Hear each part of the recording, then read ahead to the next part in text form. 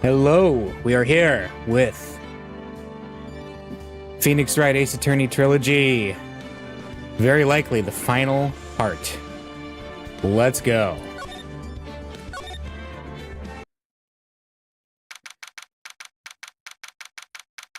February 10th, 9:39 a.m., District Court, Defendant Lobby number 1. Good morning. Oh, are you by yourself? Morning, Pearls. Mr. Nick, please tell me, what's gonna happen to Mystic Maya? I'm sorry, we don't know yet. The investigation is still going on, so I wasn't allowed into the inner temple. Oh, I see. So is Sister Iris still trying to remove those trick locks in the training hall? No. She's the defendant in this case, so she can't be at the inner temple. She's required to be here in court. Then, how come she's not here in the defendant's lobby? I have to admit, it's kind of strange. You're looking for Iris. She's in the prosecutor's lobby. Ah. Edgeworth? What's Iris doing over there? She's going over today's testimony with the prosecutor as we speak. Today's testimony? You heard me. Iris is going to be testifying as a witness for the prosecution. Wait, what? The prosecutor is squeezing her for a confession. Or so I heard. Franziska von Karma, what are you up to? Also, why am I not there? Why are you trying to get my client to confess when I'm not around? I know what you're thinking, but Franziska isn't going to be the prosecutor today. What? Then who is? Who else would it be but Godot? Godot. Franziska is engaged in some important work at the Sacred Cavern. The Sacred Cavern? You don't mean that she's... Exactly. She has been out there all night trying to remove those trick locks. With the head nun's assistance, naturally. We estimate that the last of the locks should be taken care of in about 3 hours. I hope everything continues to go smoothly and we receive some good news soon. Yeah, thanks, Edgeworth. Prosecutor Godot intends to nail this case shut today. Be prepared to fight like there's no tomorrow. You don't have to tell me that. Touché. I can already see it in your eyes. You're not the same fever-ridden, frantic maniac you were yesterday. It's strange. On the way here, I decided that today would be the end of all this. Almost immediately after I made that decision, I felt myself getting stronger. Interesting. Maybe you've passed your cold on to someone else. Literally. And with that, I leave the rest in your capable hands, partner. Thanks.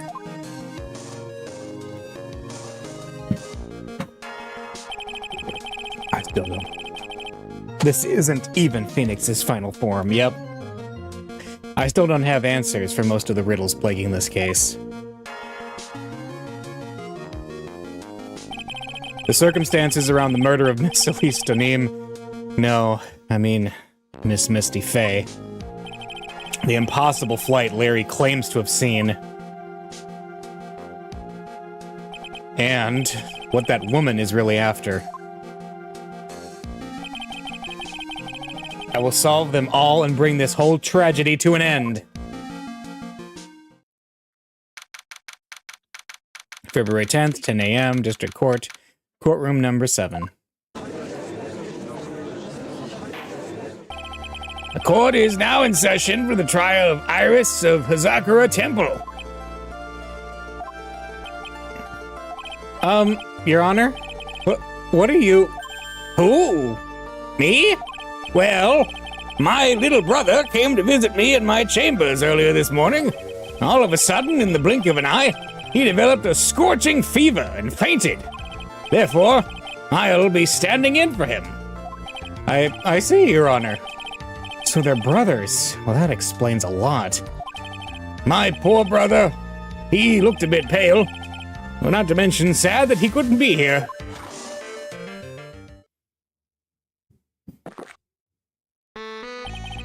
It is impossible to predict what the future has in store for any of us.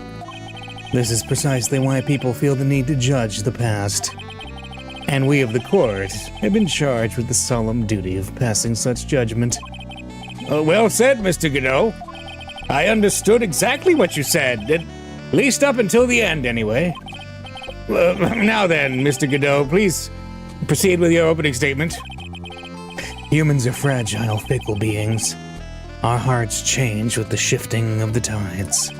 There's only one thing that remains a constant in this crazy world. The bitter darkness that lies at the bottom of this mug. So then you mean... forget it. What do you mean? During yesterday's trial, the accused refused to admit her role in the crime. But today, she's had a change of heart. Sister Iris of Hazakura Temple has a confession to make. Confession? The defendant?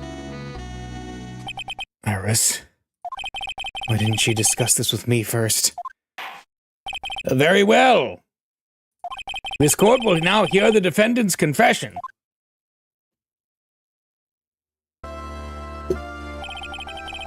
Upon meeting a beautiful lady, always ask for her name and profession.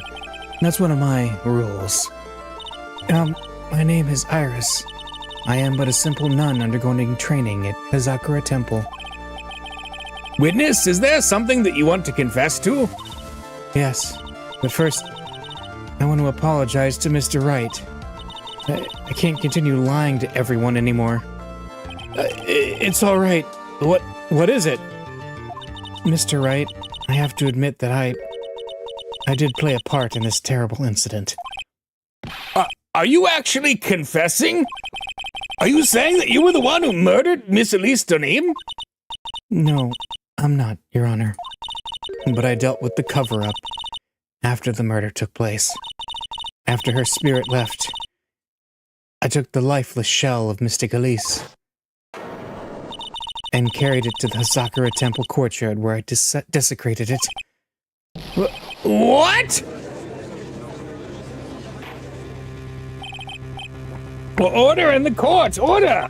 Witness, are you saying you were an accomplice to the murder? Yes, that's correct. What? 3 minutes in court and I'm already covered in a cold sweat. Everyone on the planet is an accomplice to something. It just happens to be that in this case, it's to murder. Isn't that right, Mr. Trite? That Godot. So this is the confession they were conferring about. It pains me to say this, but it looks like Iris's testimony was all a lie. Iris's testimony crumpled up and shoved into a pocket. Now then, little lady, if you don't mind, I've got a question for you. Whose crime were you trying to cover up by your actions? Iris was covering for someone? No, I'm definitely up the creek without a paddle. Or a life jacket. I've been at Hazakura Temple ever since I was a little girl. Hazakura Temple is run by one of the branch families of the Kurine tradition. One of our missions is to protect the main family. I'm sorry, but, main family? Yes, and that's why I would dirty myself if need be, to protect her. The daughter of the master of the Kurine channeling technique. Mystic Maya Fey. Huh?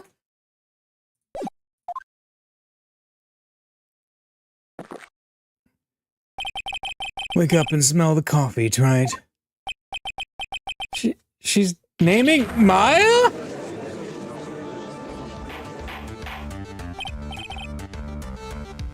Order!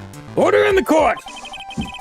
So not only did you witness the murder, you know the name of the murderer? I'm terribly sorry, but it's true. I saw her commit the crime with my very own eyes. And then I cleaned up the area to try to protect her. That's ridiculous. Maya could never do such a... Wow, what a crazy ending, but I always knew Maya was evil. Can't wait to see what happens with Apollo Justice now. Yeah, I know, right? The defense will refrain from commenting until the appropriate time. Now, witness, let's hear your testimony. What exactly happened on the night of the crime? Yes, Your Honor. I thought I was prepared for the unexpected, but I never imagined the case would wind up going in this direction. Alright. I went to the inner temple that night and I saw it all happen in the garden. I saw Mystic Elise strike Mystic Maya with her staff. While Mystic Maya was still stumbling, Mystic Elise moved in to deliver a fatal strike. Mystic Maya tried desperately to defend herself and stole the weapon. It was only in self-defense. You can't blame her for it. So it was in self-defense? Yes. Mystic Elise was the one who attacked first. That's why I tried my best to protect Mystic Maya. You moved the victim's body to the temple so that Maya wouldn't be suspected. Isn't that right? Not bad. You've got the instincts of a true criminal. Something's not quite right. I'm sure it was established yesterday that Iris never went to the inner temple that night, and that the person who did go was that woman. There you are. Yes, this is where I am. Iris even admitted it. Well, now then, Mr. Wright, please proceed with your cross-examination. The real murderer. Inner temple that night. Okay. Sister Iris, your testimony has changed quite a bit since yesterday. You stated yesterday that on the night of the murder, you didn't go to the inner temple. Did she now? Too bad for you. What she said yesterday doesn't mean much today. By the way, where were you when she claimed that she didn't go? It was in the inner temple's training hall. A private conversation between the two of you does not constitute testimony. That would be properly described as hearsay. What do you have to say, witness? I just couldn't tell him the truth at that time. Mystic Maya, she's your girlfriend, isn't she? Huh? I didn't want to be the one to break it to you that I saw her commit murder. There, we all understand how difficult this is for you. Well, now then, let's continue with the testimony. What did you witness in the temple garden?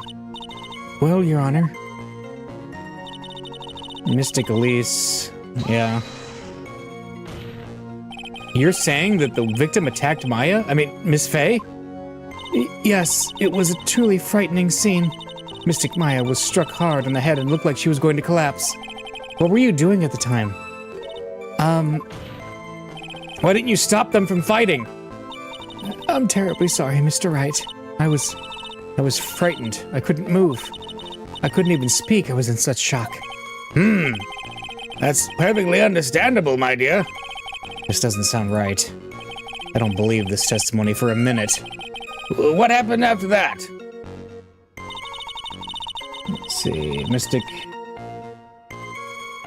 Okay. Moved in to deliver a fatal strike. She moved in to deliver a fatal strike? Yes, I'm sure of it. She threw down her staff and reached into her robe for a weapon. Wait a minute. What was this weapon? It was some kind of dagger. A dagger, huh? And Elise Donim tried to stab her with this weapon? To kill Miss Faye? Yes, exactly.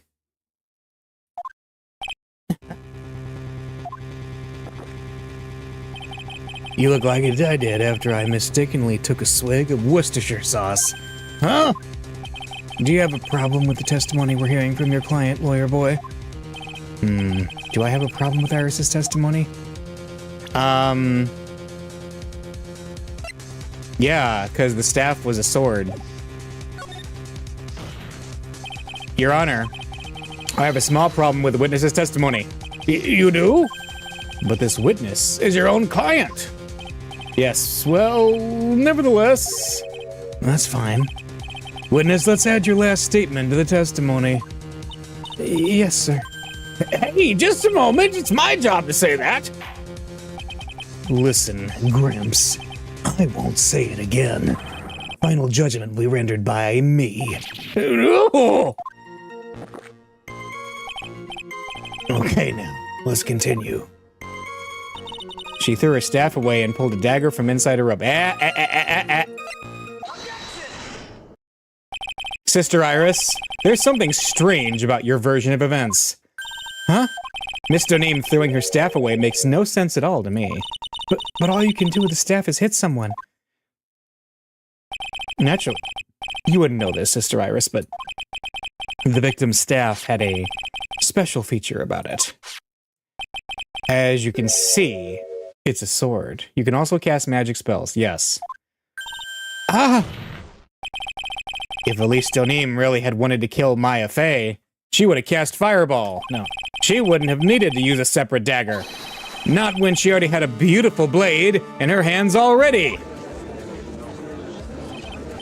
Well, Sister Iris, what do you have to say?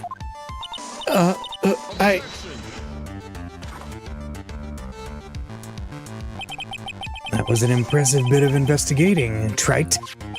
I never would have thought there was a sword hidden in that staff. But even so, how should I put this?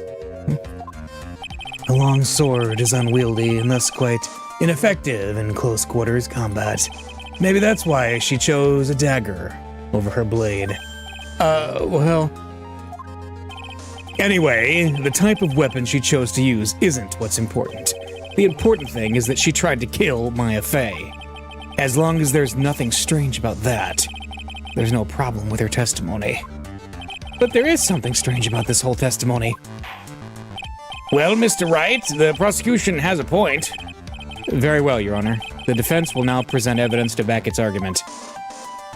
Mr. Wright, I have here another piece of evidence that shows that this testimony can't be trusted. Because Miss Elise Donim would never attempt to take the life of Maya Fey.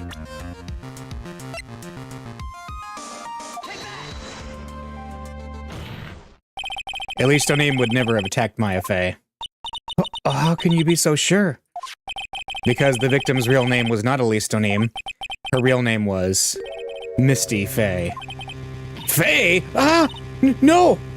Not Misty Fey. Who is this Misty Fey? Is she related to... Misty Fey is the master of the crime channeling technique. She's also the mother of Maya Fey. Are you serious? Is it really true, Mr. Wright? Was Elise Donim actually the great Mystic Misty? There's no doubt about it. Looks like Iris had no idea. I can hardly believe it. The idea that she would try to kill her only daughter, one she hadn't seen in 17 years. Perhaps the prosecution can offer some explanation for why she would do such a thing.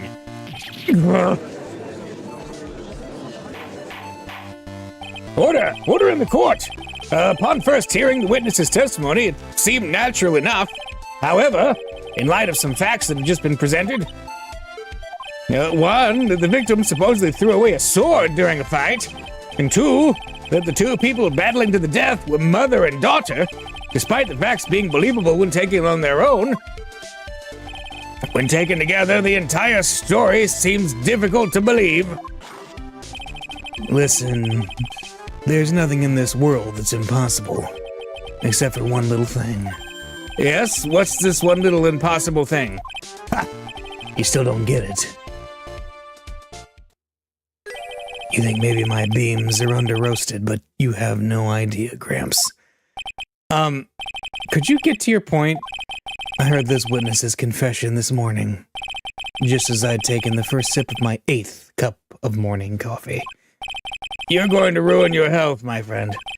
Anyway, after hearing this woman's confession, I had a detective who loves to investigate sent to the scene of the crime. And he discovered this little beauty. Is that the dagger the witness testified to seeing? Obviously, Your Honor. But do you not notice something else? Well, now that you mention it, if you look closely, there appears to be blood on it. Where did you find that? I didn't see that when I investigated the crime scene.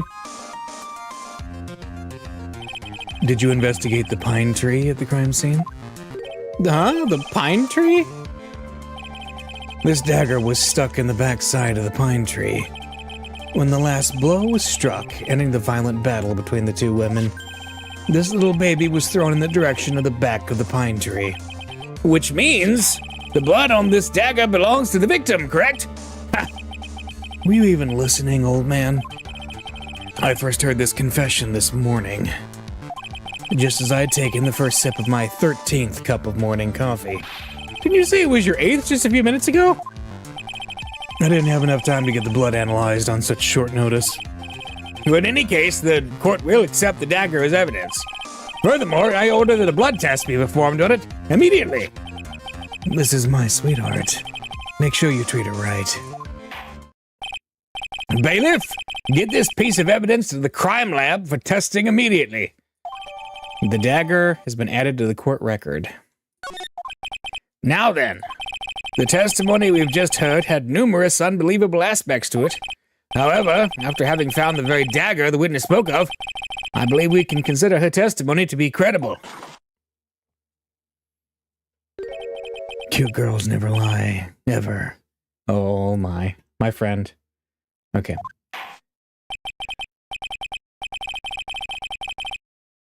In any case, if you could please testify again to this court. About what, Your Honor? About the incident you saw, the battle between the two women. Yes, Your Honor. Witness testimony. Mystic Maya stumbled briefly after being hit over the head with the staff, but then she dodged Mystic Elise's next attack and stole her weapon. Suddenly, Mystic Elise was the one in the defensive, with her back to the stone lantern.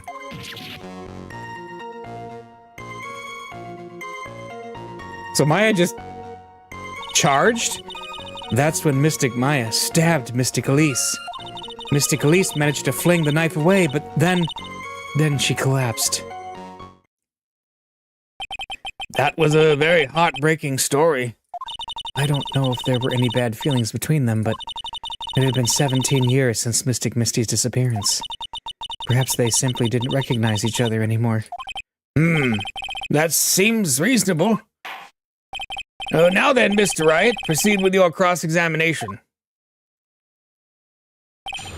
The battle.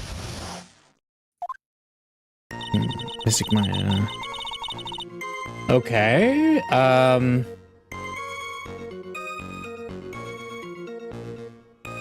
Mystic Maya stumbled briefly. Iris, where were you standing when you witnessed all this? What do you mean?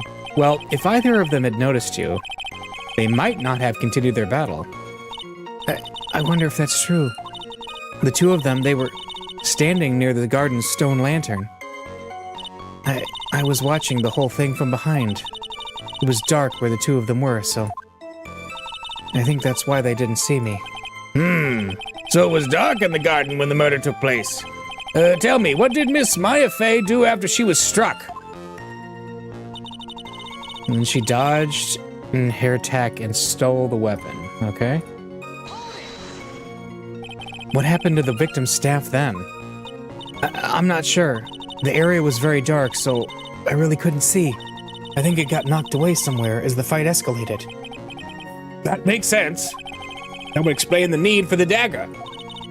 Mystic Elise raised the dagger to strike, but Mystic Maya dodged it at the last second. The dagger struck the lantern and fell to the ground. And then at some point, Mystic Maya picked it up. Nothing sounds especially strange yet. What did the victim do when the weapon was stolen from her? Mystic Elise was the one on the defensive with her back to the stone lantern. You're saying that Maya Fey turned the tables on the victim? Yes. But Mystic Maya wasn't herself at the time. After all, her life was in danger. I still can't believe it. The idea of Maya cornering someone at knife point, it's just silly.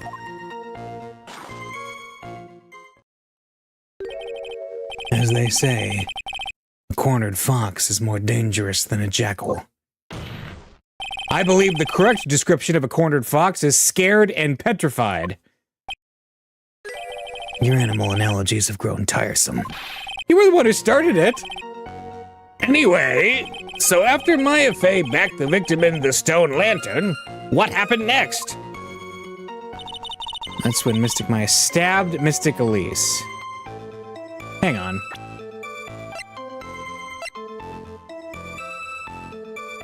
Wait. Loss of blood from a stab in the back. Yeah. She's saying she was facing her when she was stabbed. That's a contradiction, I think. Let's see. Yes.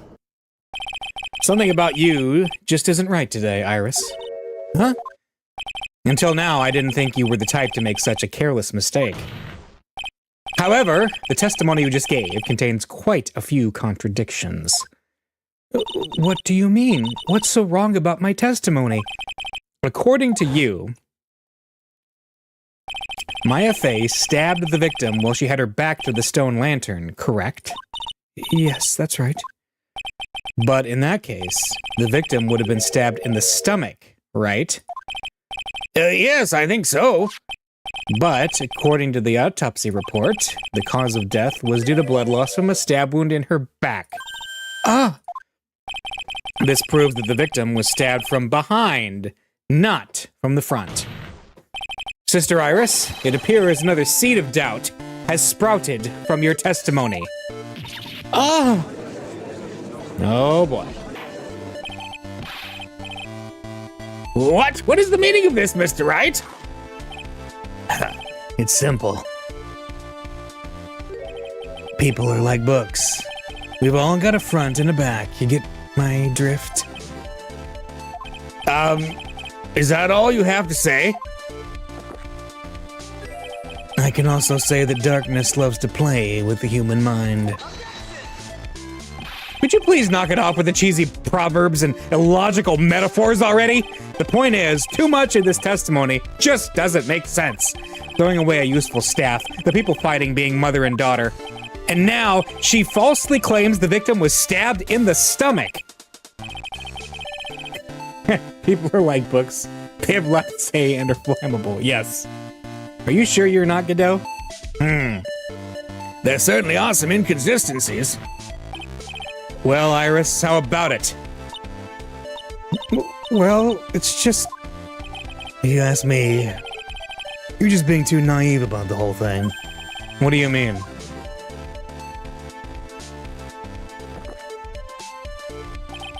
There are 253 distinct types of bitterness in coffee, but to pick out each one requires total concentration and the use of all the senses.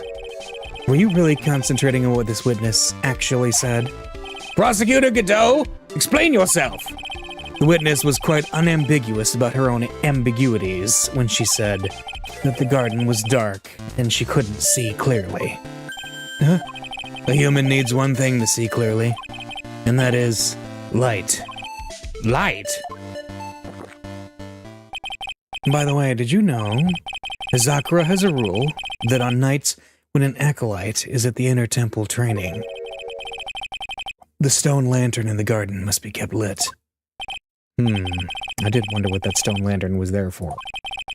Well, if that's true, then shouldn't the witness have been able to see the crime more clearly? Normally, yes, Your Honor. But according to the head nun, Sister Bikini, on the night of the crime, it was impossible to light that stone lantern. Impossible? It hadn't been used in a long time and the wick was no good. In other words, it had to have been nearly pitch black in the garden that night. There could have been a faint light coming from the training hall, but that's it. Most enlightening! Yes, that illuminating fact has chased all the contradictions away. If the stamp was dropped, it would be difficult to see. It also explains why they didn't recognize each other. We can't see the demons that lurk in the night. That's why humans are weak. Isn't that right, Trite? No! Order! Order! Order! Here, Your Honor. You may present the stone lantern into evidence. Maybe it'll rekindle the flame of truth in your mind. A stone lantern. A lantern from the inner temple garden was not lit on the night of the crime. Why is the judge just sitting there with that look on his face? What's wrong, Your Honor? Was that flame too hot? This lantern? There's something written on it. Huh?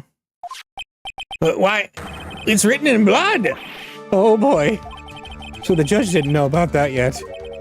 Written in blood. It says Maya upside down! What the? Oh, yes, that's right. After being cornered and stabbed by Mystic Maya, Mystic Elise didn't fall down right away. She must have been writing that on the stone lantern behind her, with the blood that was draining out of her body. It certainly looks that way. Hang on just a minute. What are you all talking about? What do you mean, we all talking about? We're talking about the message written in blood. Oh, nonsense. This lantern, it's as clean as a whistle. Could it be? He can't see the bloody writing at all. Now that I think of it, he did say something to me yesterday. My eyesight's pretty messed up. Even with these huge goggles on my head, I still can't see everything. So that's what he meant by that. In any case, this is obviously an important clue. We now know that the crime scene was dark, and that the victim scrawled this message on the stone lantern. Well, Mr. Godot, anything further? But, Mr. Godot? Okay then. Let's move on. Godot was literally shaking, and somehow, I don't think it's from caffeine overdose. He's literally shaking. I believe it has now been established that Miss Donim was killed by Maya Fey. That's just wrong. Now it's time to turn our attention to you. Yes, sir. After the victim died, you did something, didn't you? Let's hear it. We're all ears. Sister Iris's cover-up. After Mystic Elise died, I called out to Mystic Maya. I thought it was my duty to protect the future master of the Karine tradition, so I removed the body from the inner temple myself. I dragged it behind me all the way across Dusky Bridge. Then I used the snowmobile to carry it back to Hazakura Temple and...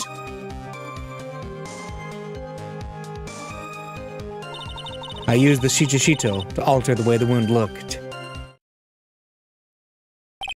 So you moved the body? Yes. I was raised at Hazakura Temple. I owe a great deal of thanks to the Fey clan. But even so, I never imagined that Elise Donim was actually Misty Fey. I've committed a terrible sin. A terrible trick of fate. I believe you're looking for Twist of Fate, Your Honor. I intended to return to the inner temple after taking care of the body, but... You were spotted by the head nun, correct? Yes, and that's why I couldn't go back. Your story makes sense, I suppose. Mr. Wright, go ahead with your cross-examination. Yes, Your Honor.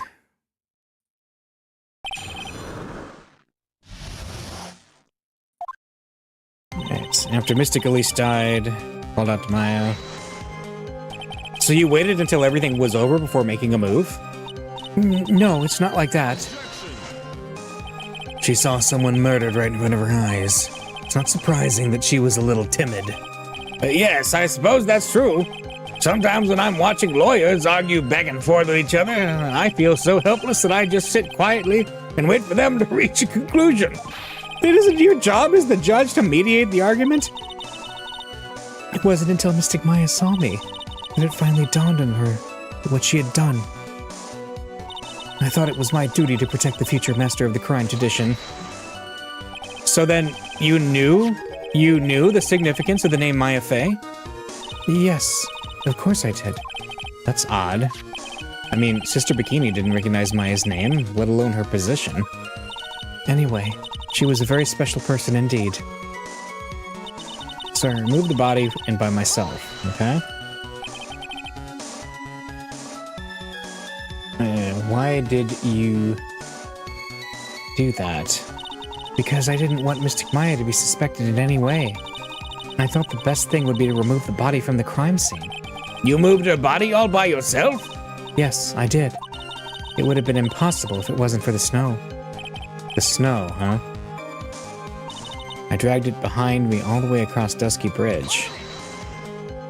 It's pretty amazing you could make it all the way across. That's a rickety old bridge. It looks worse than it is. It's surprisingly sturdy despite its age. It's like they say, idiots are too stupid to catch even a simple cold. But there's one other thing that bothers me. Why not just throw the body into the Eagle River? It would have been much easier than dragging it all the way to Hazakura Temple. I thought that it would still cast too much suspicion on Mystic Maya. That's why I tried to take the body as far away as possible. Makes perfect sense to me, for the time being. Anyway, what did you do after you crossed the bridge? Then I used the snowmobile. You used the snowmobile, huh? The snowmobile? I knew that would show up sooner or later. Yes, I had the key. I used the snowmobile to travel from Hazakura Temple to Dusky Bridge. Is this the part that was in question? This is the part that was in question the other day. Should I ask for more details? About the snowmobile or about the tracks? The question was the tracks yesterday. Yeah, it was the tracks. If you really did move her body by snowmobile, then there should be tracks left in the snow, right? Well, yes, naturally, you would expect tracks. This picture was presented at yesterday's trial. Are these the tracks from that ride? Yes, I think they are. But I can only see one set of tracks here. I don't see what's so strange about that. Snow was still falling when I left Hazakura Temple. I see. Snow was still falling, huh? And then when the murder took place, it had already stopped. That's why there are such fresh-looking tracks. Well, how about it, Mr. Wright? What do you think about this testimony? It's important. When the murder took place, the snow had already stopped. That doesn't make sense if you stack it up against the other evidence. The weather report? Yeah, snow from 7 to 10:50, lightning from 10 to 11. Yeah. Your Honor, I'd like the statement Iris just made added to the testimony. But does it have something to do with the case? All will be made clear if you allow her statement to be added to the record. This should be fun. Let's get this snow business cleared up, shall we? Yes, sir. By the time the murder took place, the snow had already stopped. All right, hang on a second. She died from 10 to 11. And according to this, the snow, yeah. Unless somehow she died at 10:51 p.m. Yeah, there's a contradiction there. I think the weather data is the problem. No? The witness's statement is clearly faulty. I'm sorry, but I can see nothing faulty. Unfortunately, I will have to penalize you, Mr. Wright. Ugh, I must be on the wrong track. Okay, I thought that was gonna be... Let's see... Is there a... By the time the murder took place, the snow had already stopped. All right, let me... There have been a lot of contradictions in your testimony so far. This time, are you sure it's all true?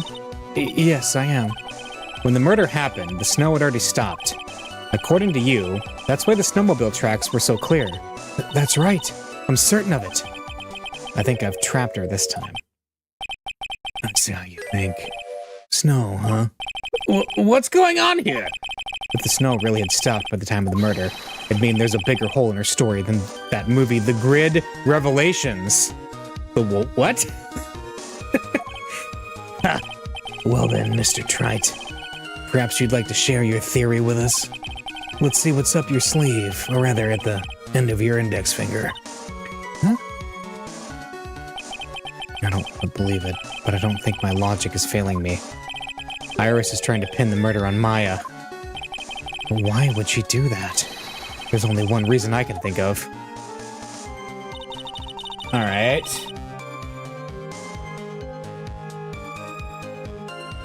Hang on, I thought it was my duty, so I removed. I dragged it behind me all the way across Dusky Bridge. Hang on a second. I removed the body. She dragged it all the way across Dusky Bridge. Wait. Larry saw the bridge catch on fire. Yeah, something about that. Hang on.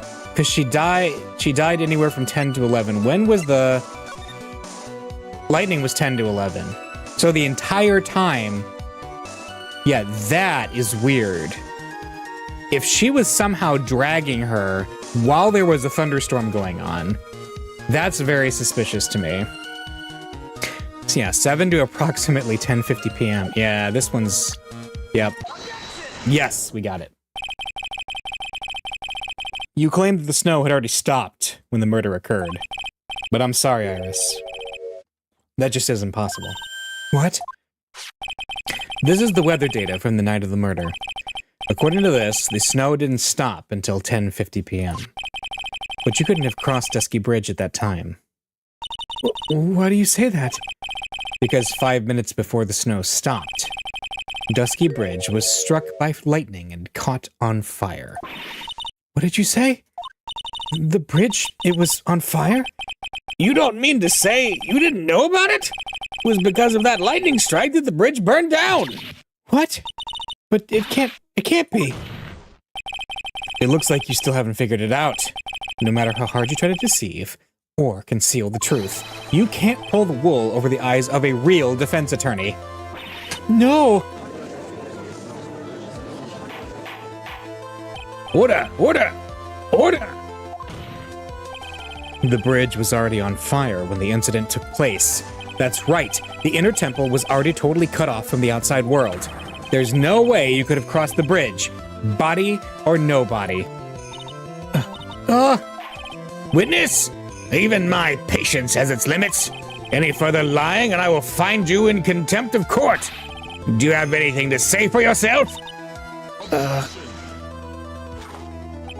The only person here that is truly contemptible is you. Old man. Me? How dare you? Whether this witness lied or not doesn't mean squat right now. Squat? The important thing now is to find out the truth. Isn't that right? Yes, of course, but whether it was snowing or not snowing, or whether the bridge was burning or not, there are two facts that can't be disputed. First, the body of Elise Donim was discovered in the Hazakura Temple courtyard. And second, the head nun, Sister Bikini, witnessed Iris desecrating Elise Donim's body. He makes a good point, on both accounts. That's right, I'm not lying. What are you claiming this time? I wasn't myself at all that night, so my memory is still somewhat hazy. You have stood at that witness stand and testified this entire time. Are you telling us now that your memory of that night's hazy? It's only human to err, if you're so perfect, right? Maybe you could explain this for the court. What is that? When the murder happened, the bridge is already burnt down. But somehow the body traveled across the bridge and was found in the temple courtyard. Perhaps you have some kind of perfect explanation for this little magic trick? Well, not exactly, no. I know there must be some other way she got across that burnout bridge. But unless I can somehow demonstrate it, we'll never know the truth. It looks like the defense is not prepared to offer a suitable explanation. You see what I mean? In other words, you're in no position to suggest that this lady's testimony isn't the truth. All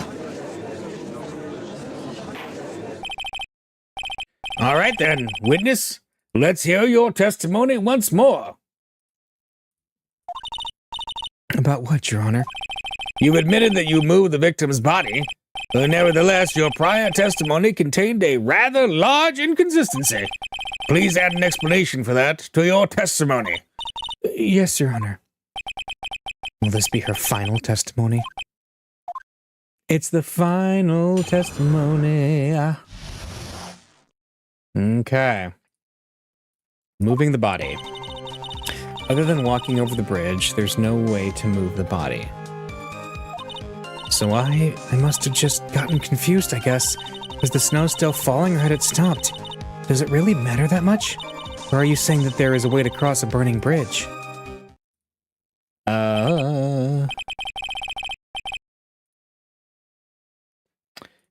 So it was just a misunderstanding, I see. This is a photo of Dusky Bridge after it burned down from the lightning blast. It was taken on the morning after the incident. Okay. It certainly was burned to a crisp, and one of the suspension wires even snapped. It's amazing the whole bridge didn't fall. Now, clearly, it would be impossible to carry a corpse across a bridge in that condition. The Dusky Bridge photo has been added to the court record. Unless I do something to discredit this testimony, it's going to be deemed as the truth, and Maya will be accused of murder. I tried. I'm only going to say that one more time. Huh? It's only human to err, and only humans can spot the errors of our ways. The more sense he makes, the less sense he makes. All right, Mr. Wright, please begin your final cross-examination. Moving the body. Other than walking over the bridge, there's no way to move the body. Hang on a second. Okay. Okay, hear me out.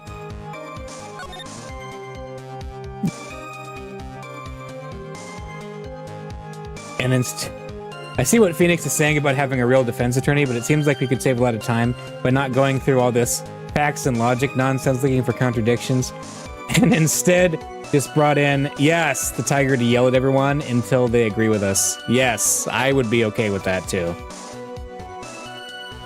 Okay. I know this sounds crazy, but we do have what Larry saw. Maybe Larry did in fact see something like this. But let's do the pressing first. Yes, but if the snow had already stopped when the incident took place, you couldn't have crossed the bridge, naturally. Yeah, okay, hear me out on this. Hold my legal beer. But I think it's just like Mr. Godot said. The body did make it across somehow. So I must have just gotten confused, I guess. But you seemed to be quite sure of yourself when you gave your testimony. You said you were sure the snow had already stopped. I'm terribly sorry. I was wrong. Does she really think an apology is going to get her off the hook? Was the snow still falling or had it stopped? Does it matter? This is no joke! You're giving sworn testimony in a court of law! Well, Mr. Wright, let me ask you a question. Do you remember what the weather was like 1 week ago today? Huh? Well, naturally it was, You see, it's not that easy to remember, is it? But if it had been some kind of special day, I would have remembered. For example, it was pouring rain on the day of my elementary school graduation. No one wants to hear about your childhood traumas, Wright. What? By the time the murder took place, the snow had already stopped. If you insist on obsessing over that one statement, let's see the proof. Show some evidence that the body somehow crossed the bridge while it was on fire. You're saying that there's a way to cross a burning bridge, okay? Well, I don't see why there couldn't be a way across. Mr. Wright, don't you think that sounds a bit silly? Huh? A dead body crossing a burning bridge? Did anyone actually witness such a thing? Ha! If there was, I don't think you'd call someone like that a witness. Oh my gosh, we are gonna have to present that picture. They are totally leading us to that. After all, a dream isn't the same as actually seeing something. I've come all this way, so I owe it to everyone to figure this out. But how do you transport a body across a burning bridge? Yes! Present the butts! Even though I don't know the exact answer yet, it's okay. I'll start by examining all of my evidence and see where that takes me. Oh my gosh, yes. I've got to be like a shark. If I don't keep moving, I'm as good as dead. There's no way to move the body other than walking across a bridge. Oh, Larry's sketch. Here we go. Oh my gosh, yes. A dead body flying over a burning bridge? I wouldn't exactly rule out the possibility. What? Ah. You're saying it's possible? Don't make me laugh. The only thing that's possible about your claim is that it's been pulled out of thin air. I don't know about that. In any case, well, we have a witness who did see it happen. Preposterous! Who is it? Who is this witness? I can't chicken out here. Some might say we pulled it out of our butts. Yep. Gotta keep on the attack and go, go, go. Miss Elise Donim's brilliant and highly gifted apprentice, Laurice Donim. Brilliant? Highly gifted? Apprentice? Remember what he said in his testimony? That night he was at the Mountain Shack Heavenly Hall, and that's when he witnessed the event. I think you've all seen the sketch before. Well, the judge hasn't. It's an exact drawing of what he witnessed that night. Are you serious? Today's not April Fool's Day, is it? Mr. Wright, are you seriously claiming that the victim flew through the air? Are you using this pathetic scribble to support your argument? Uh-oh. The judge looked like she's about to blow a gasket. Well, Trite, there's nowhere for you to hide now. Other than looking like it was drawn by a 6-year-old, does this sketch prove anything? Yes, I'm pretty sure it does, and I'm gonna prove it. Listen, I know your tricks. You're trying to turn this whole thing upside down. If you're so eager to turn this case upside down, why not start with this sketch? Highly, yes. Elise Donim's highly gifted. Yep. Yep, we gotta gas up Larry. We gotta gas him up. I literally know where that sentence is correct, yes. Upside down? Why did Godot say that? Alright then, let's hear the defense's theory. What exactly is this sketch trying to show? Wait. Two people with fake names, he's not highly gifted or an apprentice, that's right. Wait. Wait. Is this upside down?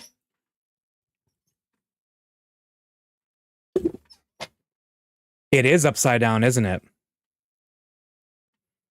Yeah, this is upside down.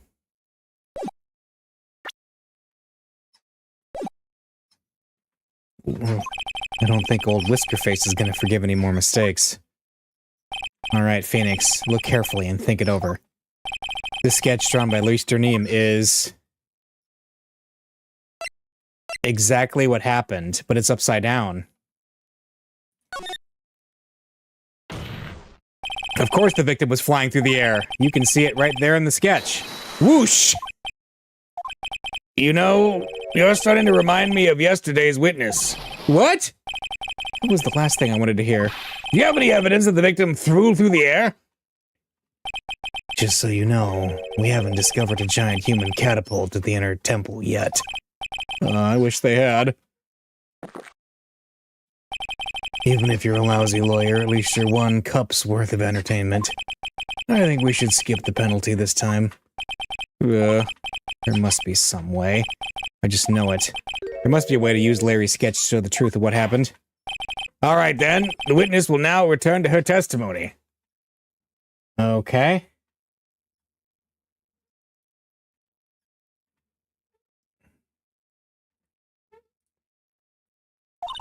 Yes, well wait. There's no way to move it. Wait, I think we have to answer a different way. Let's try it. Alright, Larry's sketch. Can't believe we're looking at this again. I admit that I didn't really understand it before, but I get it now. That's why I believe this sketch shows the truth. Very well. All right, then, let's hear the defense's theory. What exactly is this sketch trying to show? All right, look carefully. So it's not exactly what happened. It's a contradiction.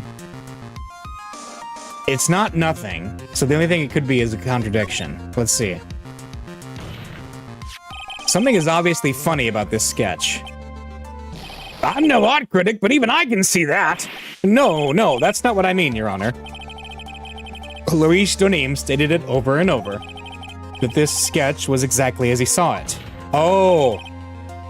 However, if we're to believe his testimony, then the sketch contradicts reality as we know it. It contradicts reality? Ha! This is getting interesting. Looks like you're back to that finger-pointing thing again. Okay, try it.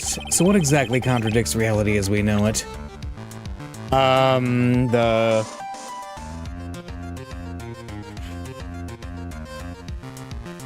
Is it those suspension wires? Because they should be upside down, right? Yeah. It's this wire connected to the bridge. The wire? Huh. Is that the thing that contradicts reality? It is indeed. Then show us the reality it supposedly conflicts with. Show us something that will point out how the sketch contradicts reality. Where's the map? Photo, Hizakura Temple map. Oh, there's only one. Okay. So if he was there at Heavenly Hall, and he was looking that way,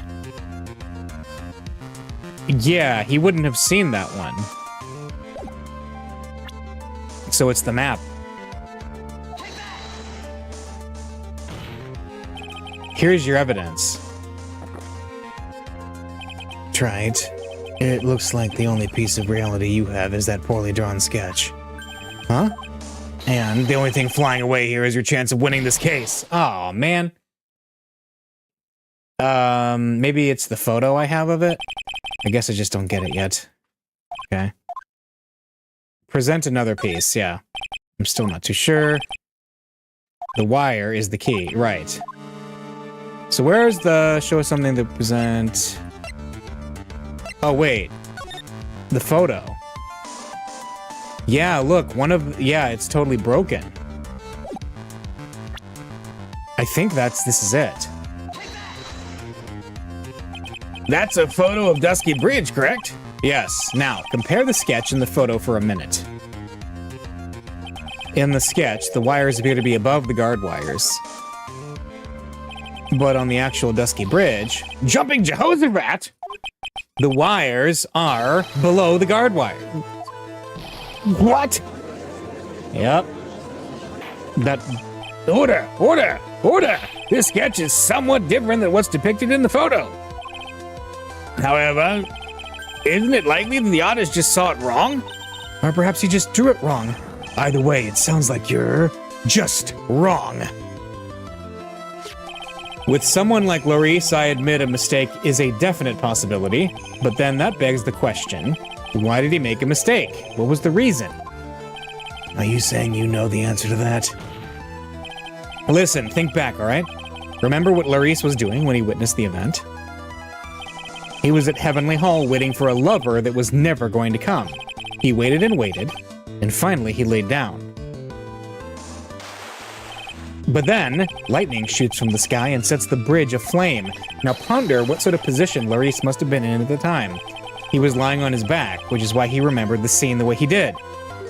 He was lying on his back? I can't see how it relates. But it does, Your Honor. He saw it upside down. That's the reason why the wires in the sketch go up instead of down. Ah! No way. Larice Donim witnessed the event while he was lying on his back face up.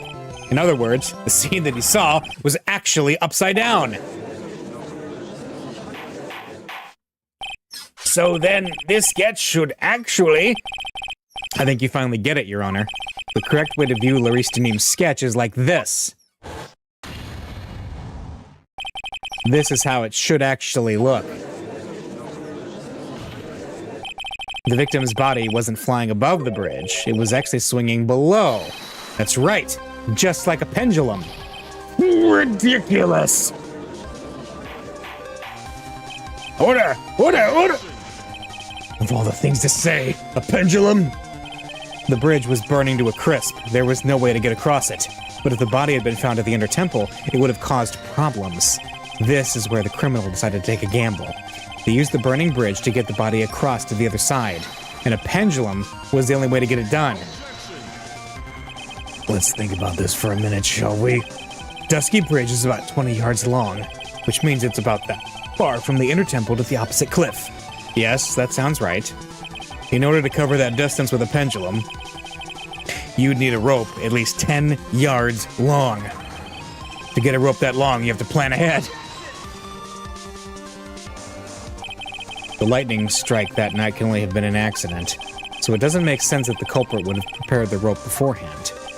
So then, they didn't have to get the rope ready. The rope was already right in front of them. What? I'm saying that it was just a matter of using what was already there. Or be a Dungeons & Dragons player, you'd have to have a bag of marbles with you at all times, too. Yes, uh-huh. In that case, Mr. Wright, please give us an explanation to support your theory. What makes you think the criminal had the rope on hand to create a pendulum? Wait. It wasn't the talisman, right? Wait. Hang on. They didn't need the rope. They had the suspension that was broken, right? I think so. Let's see. And the meaning of this is? If you want to know where the rope came from, it's hanging right there in front of your glorious beard. Ah! This is one of the wires from the bridge. When the lightning struck the bridge and set it on fire, one of the suspension wires came loose from its anchor. The criminal didn't have any time to waste, so they tied the wire around Elise Dunim's body.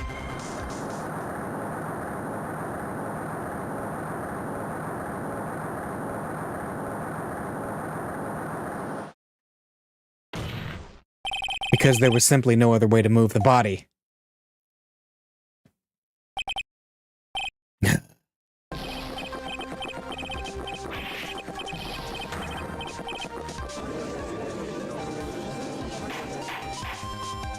Mr. Godot?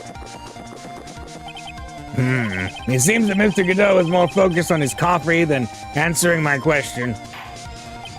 It seems that the odds of a rope being readily available were very high, so I suppose that it's not an impossibility after all. Possible or impossible, that's not the question we need to ask. There's only one question. Did that really happen? Trite, I wonder if he could prove what happened to us. Do you have any actual evidence that the body was swung over like a pendulum? Do I?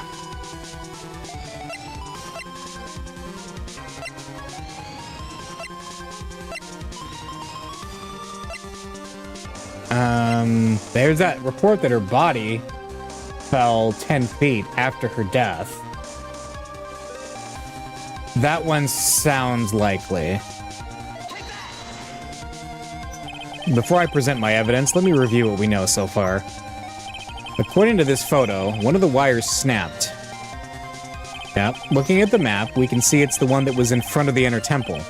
So then that was the spot where the criminal... Yes, precisely. Now let's consider the body's movement by looking at the overhead map again. If the body was pushed from this point here... Yeah. It would drop on the opposite bank at approximately this point. Did you say drop? Well, they must have failed to catch the body on the other bank. What? What makes you think something like that happened? Because I have evidence that suggests her body dropped some distance. What kind of evidence? Take a look at this autopsy report. It says here that her body fell about 10 feet after her death. 10 feet, huh? That's most likely the height between the two sides. The body overswung due to forward momentum, but then came loose and fell about 10 feet. And then, as a result of the landing impact, this crystal sphere was knocked loose. Yes, this blood-stained amethyst crystal. It's the one that came off of Miss Elise Dunim's staff. And even more important is the place where this crystal sphere was found. Indeed. I believe it's already marked on this overhead map. The crystal was found...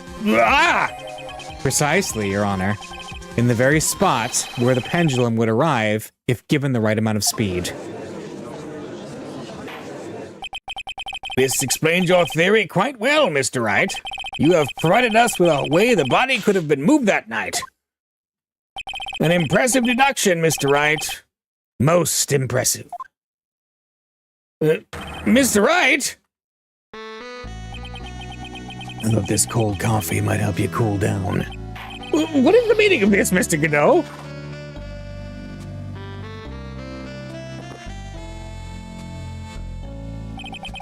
That was a dark and bitter guess that you made, Trite. But you forgot about one thing. What? Oh, and what would that be? The aroma. Huh? A coffee's most reliable accomplice is its deep and profound aroma. The rest of the court doesn't speak Coffinese. Can you elaborate a bit more? If the criminal had sent the body to the other side, like you say, then naturally there must have been an accomplice lying in wait to catch it. An accomplice? The criminal wasn't able to cross Dusky Bridge. So, who collected the body? And what do you have to say about that, Trite? Huh? Mr. Godot's correct. This can't be the work of a single person. Well, Mr. Wright, you know what you must do. Yes, Your Honor. The body couldn't have made it to Hazakura Temple without an accomplice. Very well then, if you please, Mr. Wright. Who was the person that received the body on the Hazakura Temple side? It's probably who has said. It's Iris, isn't it? Yeah. It can only be you, Sister Iris. Huh? But I don't see why you're so surprised. The only way to transport the body from Dusky Bridge is by snowmobile. But with her bad back, Sister Bikini could never pick up a body like that. You're the only one that could have managed it.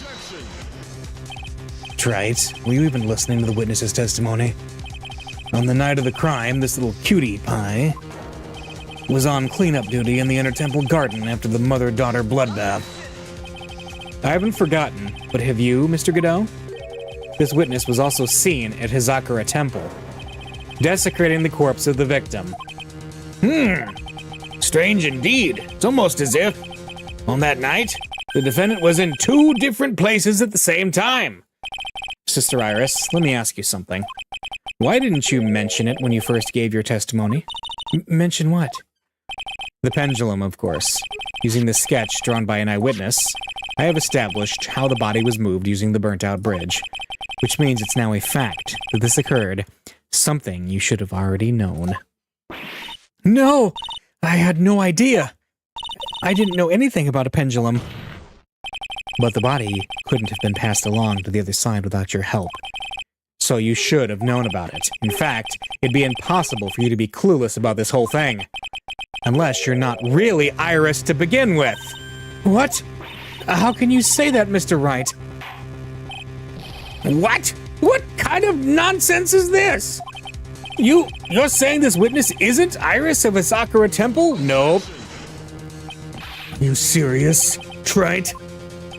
You mean this woman is... We know who it is. There's no one else besides Iris that could have received the corpse that night. Now I get it. Now I know why I've been sick to my stomach this whole trial. Why her whole demeanor changed so suddenly from yesterday. And why she's trying to pin this murder on Maya. The woman that's standing there at the witness stand. Her real name is... Dahlia Hawthorne. I never thought I'd have to utter your name again, let alone see you. It's been a long time, Dahlia Hawthorne. Hawthorne? Sister Iris had a twin sister. And you're looking at her, Miss Dahlia Hawthorne. That name rings some bells. Distant bells, but bells nonetheless. It's just your imagination, Gramps. This file contains all the relevant data about Dahlia Hawthorne.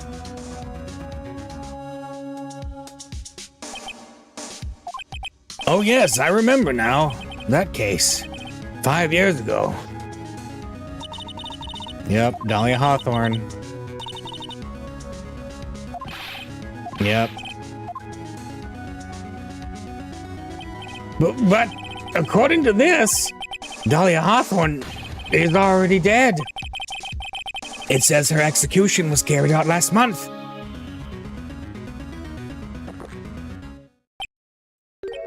So what? Death has no meaning in this courtroom. What? Order! Order! Order! Wait a moment. How can you... My sister, she's already dead. What kind of... You, of all people, should already understand. After all, the blood of the master of the Crine channeling technique flows within that body. The Crine channeling technique? Now, where have I heard that? That's right. You're not Dahlia Hawthorne herself. You're the spirit of Dahlia, currently inhabiting the body of a spirit medium. What an exciting story. Exciting, but quite impossible. You're asking us to buy that Dahlia Hawthorne just happened to be channeled by someone on the very night of the murder to a temple where her twin sister Iris was. Well, if you're going to put things that way, then yes. We're supposed to believe a coincidence like that just happens? Naturally, it was no coincidence. The whole thing was part of a plan from the very beginning. It's all written right here in these instructions. What's that? These instructions were written by your mother, Morgan Fay. And part of the plan called for Dahlia Hawthorne to be channeled that night. There were 2 irises at Hazakura Temple. Two of them? Even the time of the channeling was planned out. As soon as you hear the lights out bell, in other words, 10 p.m. However, Iris was seen before dinner time. That means the Iris that was at dinner was the real Iris. And the Iris who gave me this hood in the main hall was also the real Iris. Meaning that the Iris Sister Bikini saw at the inner temple was someone else dressed as her, namely, one Dahlia Hawthorne. Do you even know what you're saying, Trite? This old channeling the spirit of Dahlia Hawthorne business? Yes, it's true that you found plans that talk about it. However, there's one thing that's perfectly clear. The witness currently standing in the witness stand is the real Iris. What? How is that clear? Calm down to remember what you know about the night of the crime. After meeting Sister Bikini, that Dahlia Hawthorne that had been channeled would have been stranded at the inner temple due to the lightning strike.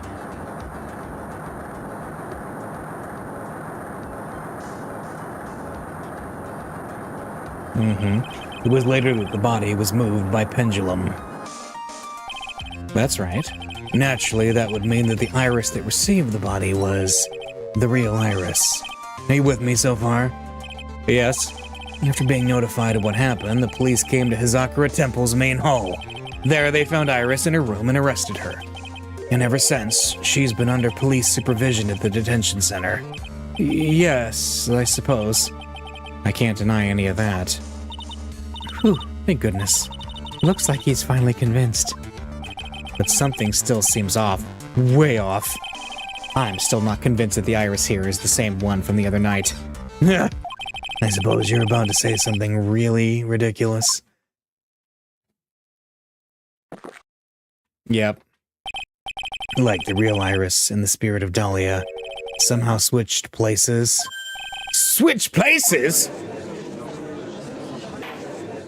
To be perfectly honest, there are still quite a few things I don't understand.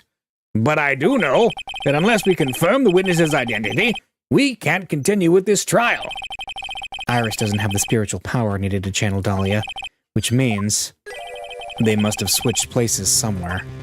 Well, Mr. Wright, since the time she was arrested at Hazakura Temple, have there been any chances for Iris to switch places with Dahlia Hawthorne?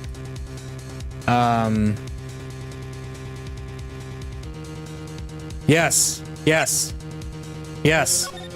There was one. Your Honor, I think there might have been one chance. Oh, explain yourself. Yesterday, for a few minutes, Iris's whereabouts were unknown. Unknown? What do you mean? What do I mean is, there was a span of time in which Iris was able to move about freely unsupervised. Well, who was it? Who would give a murder suspect time to move about freely like that? I'm sorry, I know you didn't mean to. It wasn't your fault. The person who gave Iris the chance to freely move about was... Where is he? There he is, Edgeworth. Yep, it was during the earthquake when he panicked. And she disappeared, and they found her working on the locks. This is Mr. Edgeworth, isn't it? Your Honor, there was a fairly large earthquake yesterday, was there not? An earthquake? Yep. I remember. Earthquake, yep.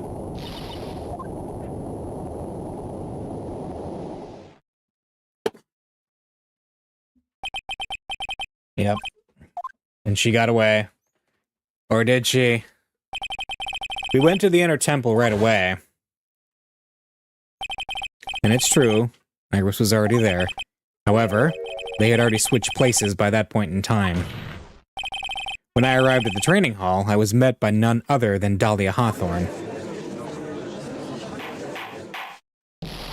That's quite enough already, Mr. Wright. Now see here. Be quiet. It's been a long time, Mr. Judge. That voice! I guess I'll have to ask again. Upon meeting a beautiful lady, always ask for her name and profession. That's one of my rules. Dahlia Hawthorne, and my current profession? Permanently retired. So you're not going to bother hiding your identity anymore, huh? Why should I? After all, I'm dead. There's really nothing you can do to punish me. What's going on here? Dahlia Hawthorne. I never thought we'd meet again, and I never thought we'd meet like this. But this time, I'll end it. For her and for myself. To be continued. All right.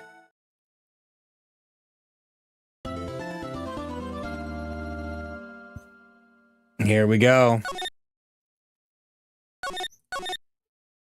All right, let's just keep on keeping on here. All right, February 10th, 1:06 p.m. District Court, courtroom number 7. Now then, let's continue where we left off, shall we? Well, witness? Yes, how can I help you, Mr. Judge? Well, it seems that if we're to learn the truth, we need to hear your testimony. I have no problem with that. But when you've seen what I have, sometimes the truth is better left unknown. In any case, let's hear your testimony. Tell us about the plan that was carried out that night. Here we go. The plan. The whole plan began with my death. A stupid plan hatched by Morgan Fay to install her own daughter as the next master. But for it to work, Maya Fay would first have to die. The idea was for me to kill Maya and then have the blame pinned on Iris. The plan went wrong, but it seems to have succeeded anyway. Oh boy. So that means you really are... Wait a minute. Did you just say the plan was to kill Maya Fay? Yes. You have a problem with that? Don't give us that nonsense. There's no way that... Watch yourself, trite. If you've got a problem, solve it during cross-examination. That's one of my rules. Mr. Godot is correct. And by the way, that's one of my rules as well. To kill Maya? Could it be true?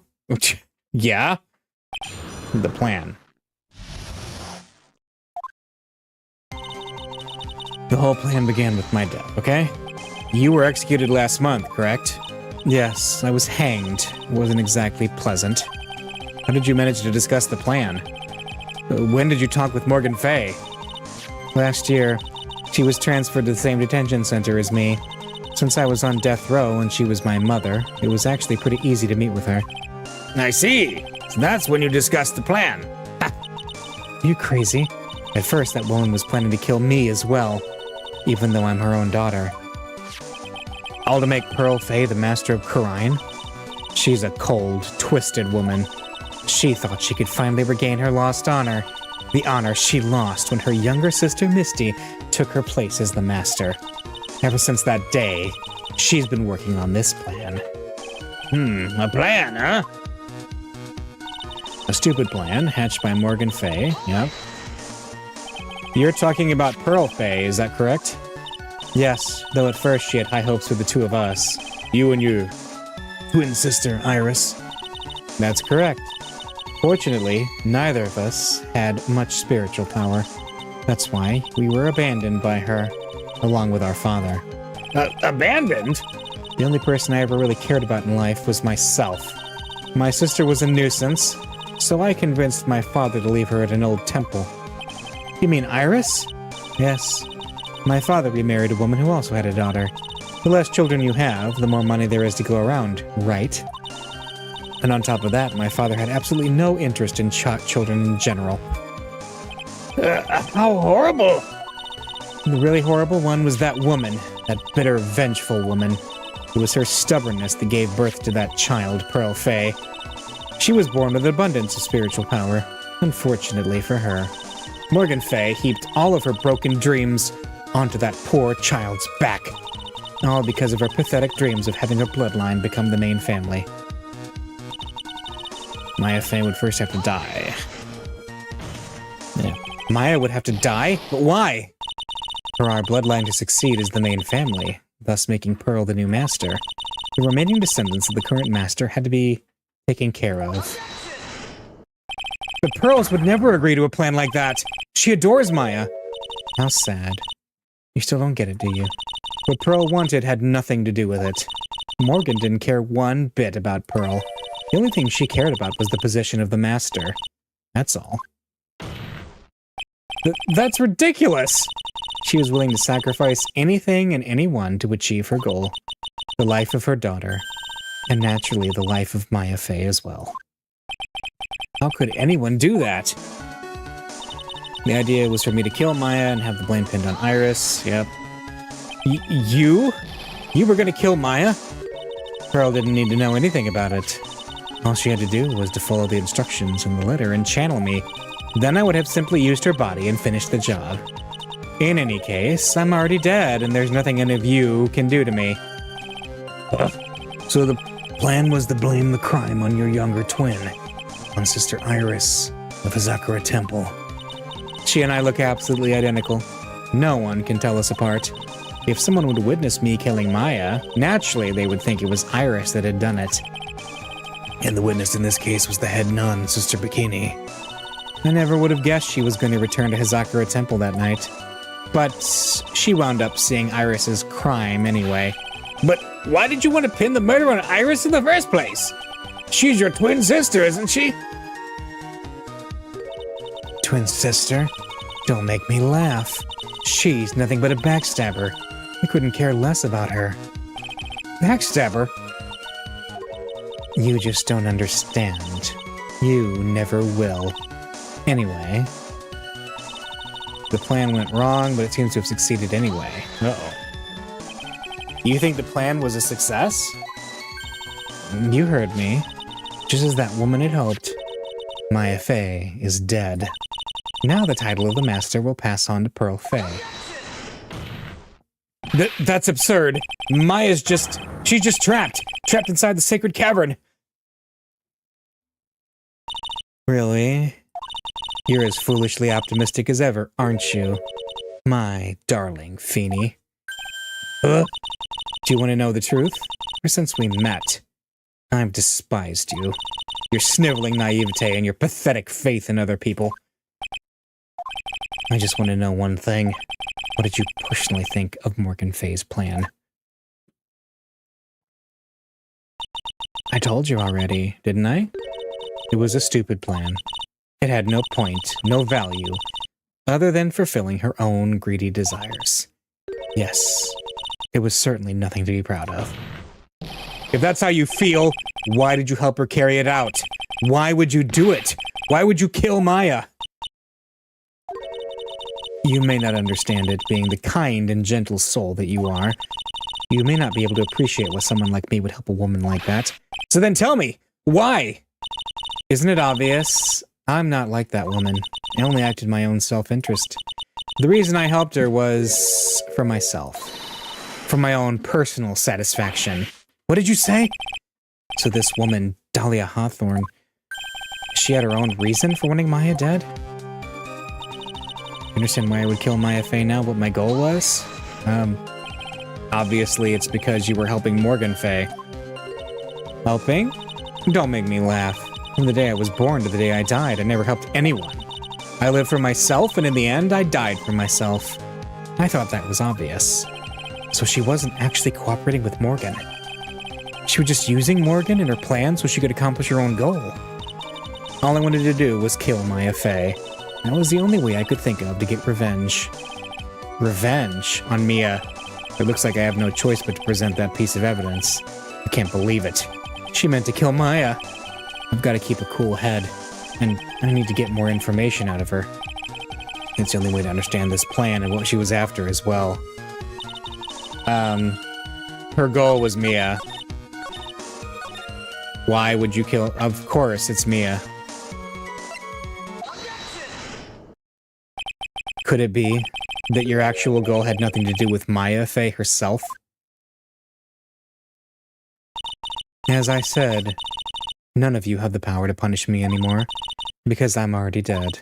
Well, I had the same problem, you see. You can't punish the dead, and you can't take revenge against them either. You wanted to take revenge on someone? I was sentenced to die because of that woman, Mia Fey. I somehow knew this was it. I wanted to send her a message. It was at her hands that I suffered my first humiliation. I wanted her to feel the same pain she made me feel. Sadly, when I realized revenge was impossible, I gave up. And the reason it was impossible was it perhaps because Mia Fey had already died? Yes, and I realized there's only one way to take revenge against the dead. And how do you do that? Even when the body dies, the spirit, the ego, it lives on forever. I wanted to take away the person that Mia Fey loved most. I wanted to kill her with my own hands. That would be the one and only way I could take my revenge against Mia Fey. That was the reason I helped out with that woman's plans. Just for that? For that you would kill Maya? Your goal was no different than that of Morgan Fey.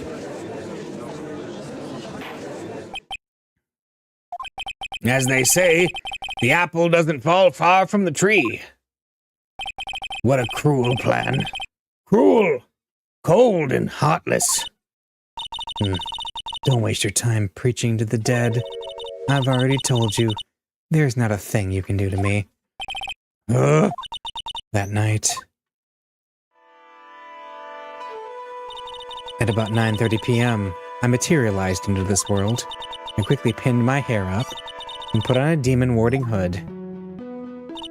Then I picked up the staff that was by my side and left Hazakura Temple. So it was Elise Donin who channeled her after all. That ridiculous head nun never noticed a thing. She left Maya Fey at the inner temple and wobbled back, clutching her poor old back. What did you do then? That kid was easier to handle than I'd hoped. I caught up with her in front of the stone lantern, then I took out the dagger I got from the storeroom and...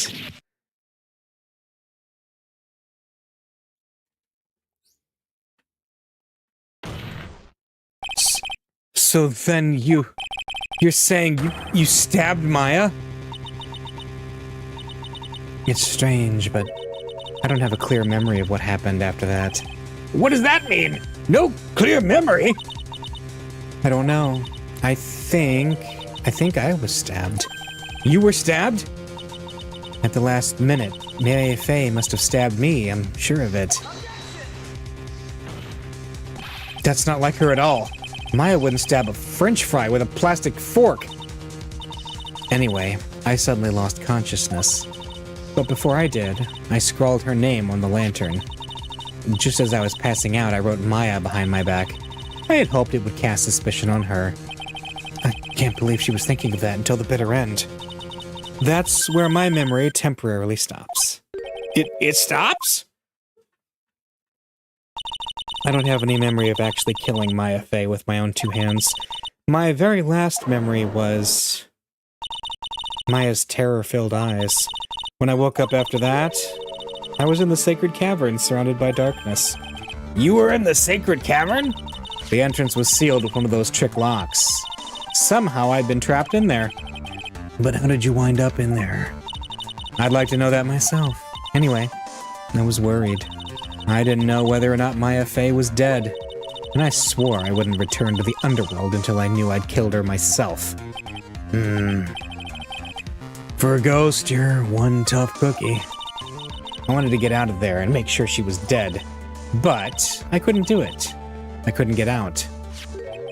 The trick lock stopped you, huh? I didn't know how to remove it. So then you're saying you were actually confined against your will inside the sacred cavern? Yes. I wanted to get rid of that annoying lock as soon as possible, but it wasn't easy. I kept getting interrupted while I was working on it. Interrupted?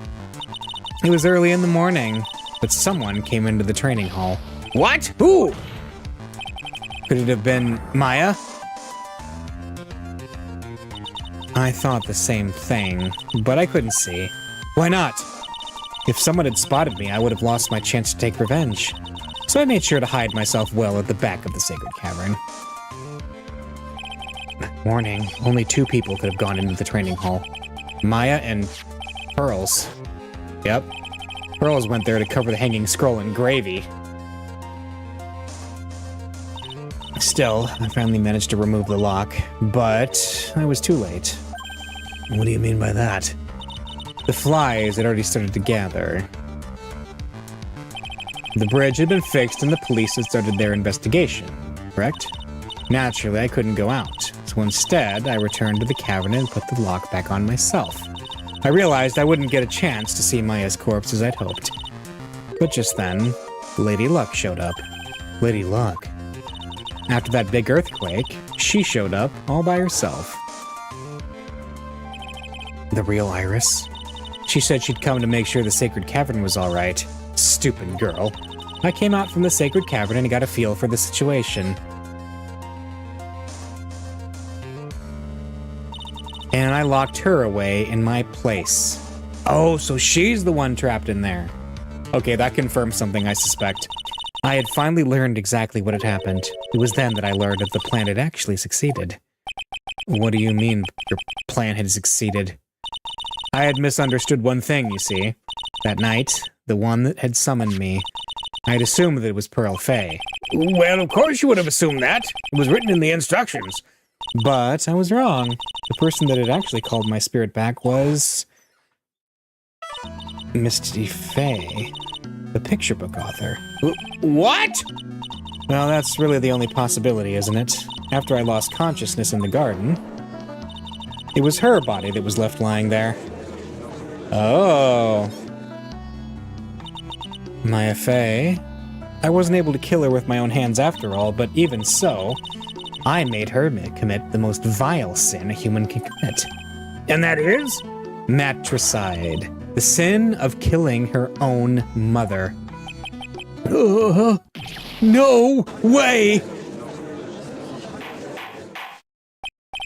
Order! Order in the court! What is the meaning of this? It's true that I was the one who attacked Maya Fey, but even so, the murderer who actually snuffed out Misty Fey's life was none other than your darling little Maya. Ridiculous! That's nonsense! Are you sure about that? Just think about it. There's even evidence supporting these facts, isn't there? What? What do you mean? What is this so-called evidence? The fact that Maya Fey has disappeared is evidence enough, isn't it? Huh? The idea that she's still in the sacred cavern is just ridiculous. She wasn't able to escape from the inner temple. That much is obvious. In that case, there's only one place she could be. Where? Do I have to spell it out? The bottom of the Eagle River. Where else? Nope. There's another place. Eagle River? Maya Fey killed her long-lost mother. Can you imagine the guilt she must have felt when she realized that? That's why she threw herself into the Eagle River. Most bodies that wind up in there are lost forever.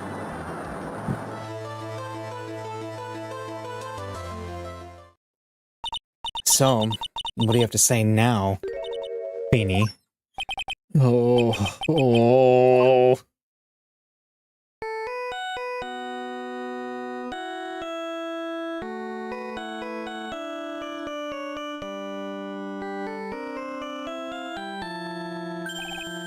Oops.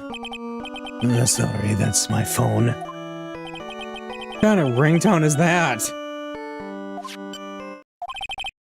Godot here. Okay, thanks. Was it something important? They just finished removing the locks from the sacred cavern. That's great.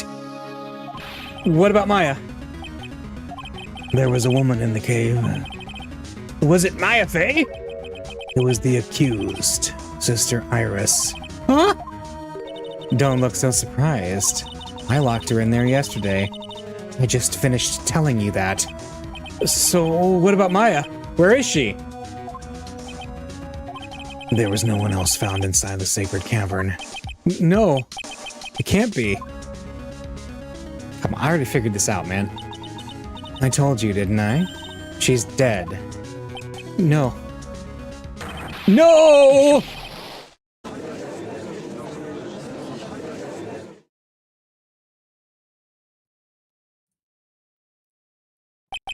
It seems that this case has come to an end. A tragic end.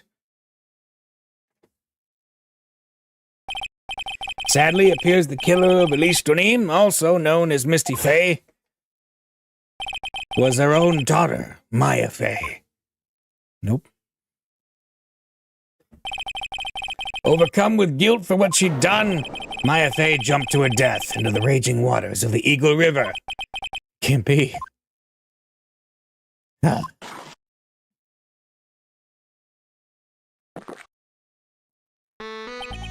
Right. Have you ever heard this one? Once you eliminate the impossible, whatever remains must be the truth. Heard that from a guy named Herlock Sholmes. No matter how improbable it may seem. What is that supposed to mean, Prosecutor Godot? According to this witness, Maya Fey threw herself into the Eagle River. However, is that really the truth? Huh? Remember, this woman testified earlier that the bridge was already on fire when the murder was taking place in the garden. Which means if Maya had thrown herself into the river, it must have been from the inner temple side near the bridge. That's right. That's where she jumped from. But that's impossible. It's impossible to jump into the river from there. Huh? What? Don't get your panties all twisted up, right?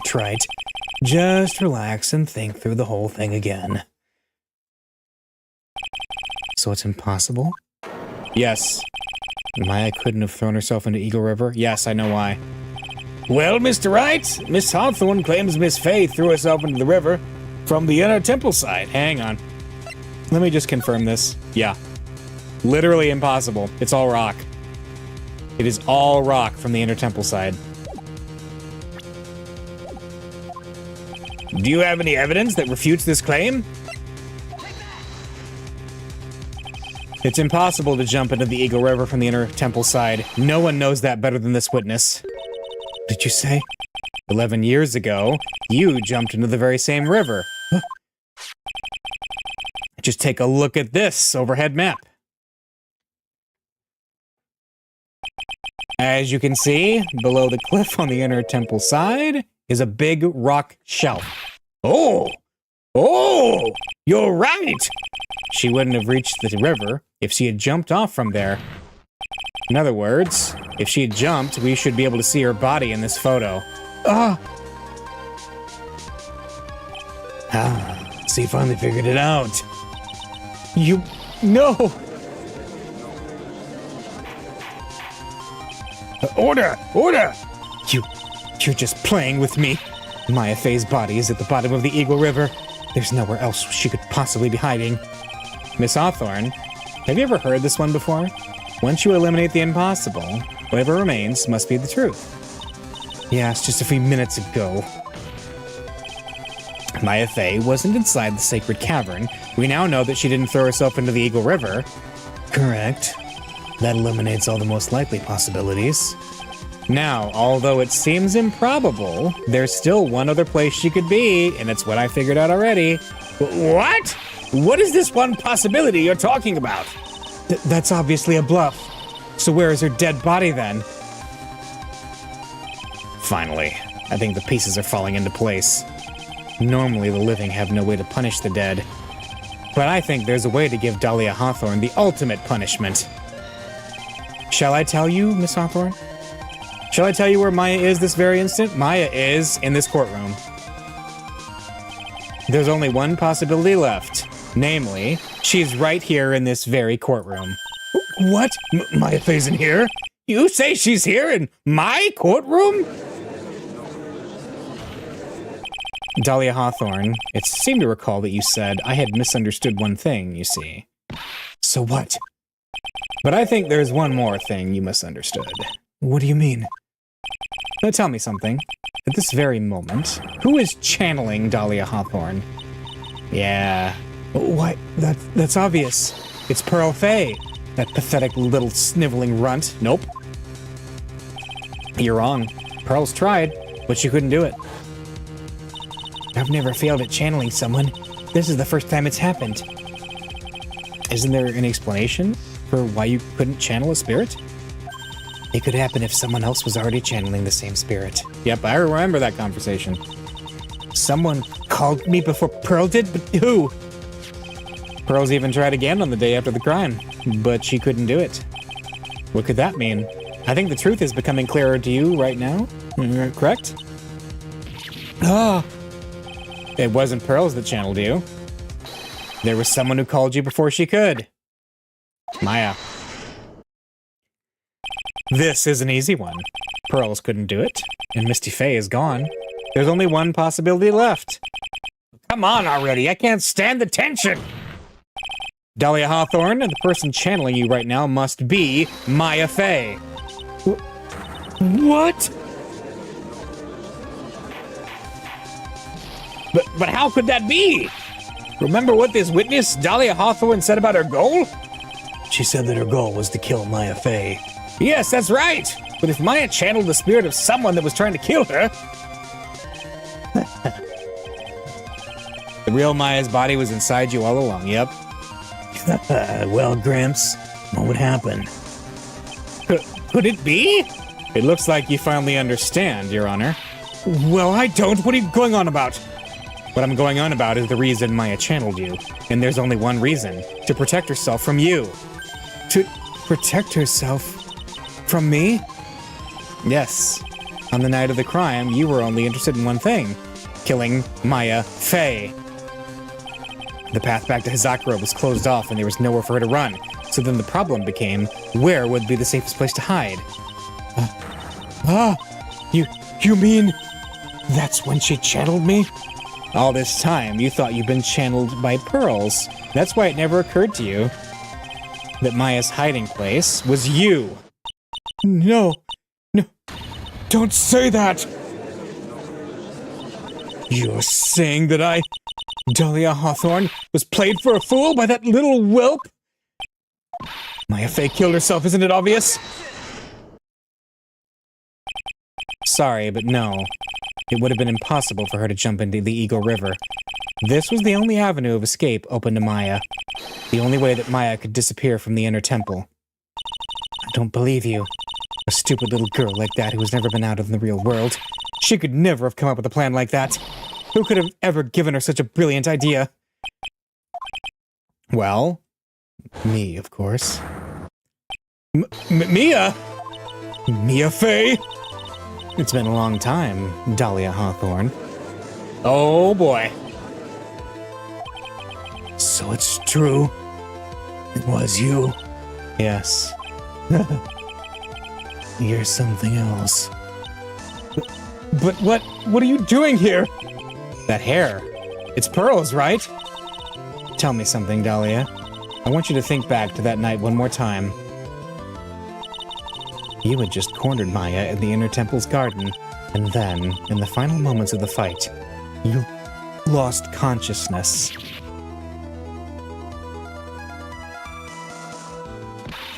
Was stabbed by Maya Fey. Actually, Maya lost consciousness at the same time as you. She did? Not terribly surprising since she was about to be killed. When she woke up, she was in the training hall. That's when Maya decided she needed help. So she channeled me. She explained in a memo the situation she was in. She asked me what I thought she should do. She did that? I can't believe it. Of course, I didn't have all the details, but one thing was perfectly clear. And that was? I knew that you couldn't be allowed to wander free. Free? What do you mean? It was a race against time. So I wrote down 2 things that Maya had to do. Channel Dahlia Hawthorne as soon as possible, and lock herself in the sacred cavern until help arrived. So it was Maya who put that lock on there. Yes, but why did you order her to do those 2 things? If she hadn't done it, Dahlia Hawthorne would have been channeled by someone else. By one Pearl Fey. Pearls? Yes, Pearl didn't properly understand the plan. So all she was trying to do was follow her mother, Morgan Fey's instructions. If she'd succeeded in channeling Dahlia Hawthorne's spirit, things would have turned out very badly, to put it mildly.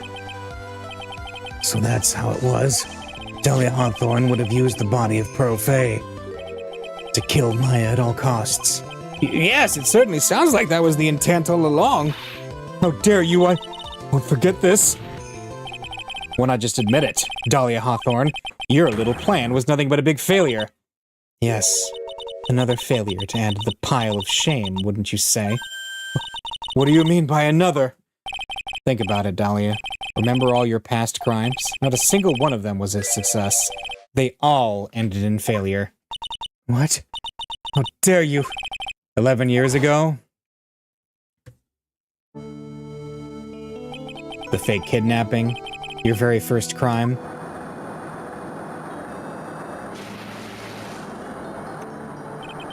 You got your hands on a $2 million diamond, but...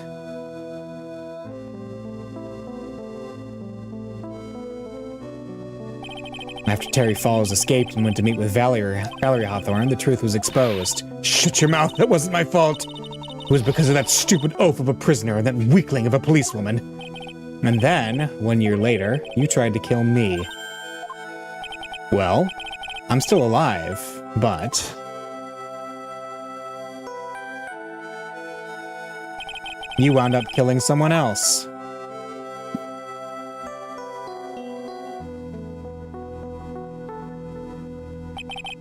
As a result, you were sentenced to death.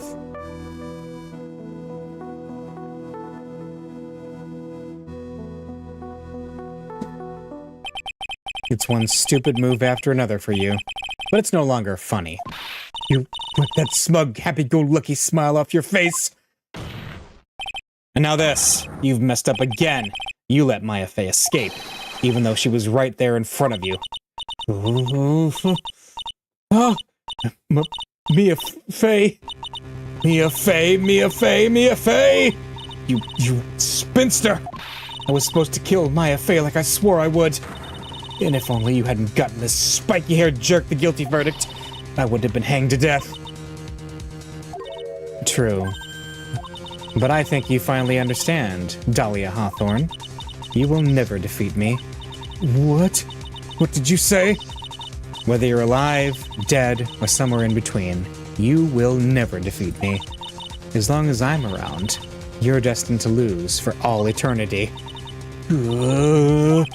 I remember what you said earlier in the trial. You said there was no way we could punish you because you were already dead. What about it? Then you said, even when the body dies, the spirit, the ego, it lives on forever. That's very true, Dahlia. And that's exactly the punishment you'll never be able to escape from. For all of eternity, you'll have to remain as Dahlia Hawthorne.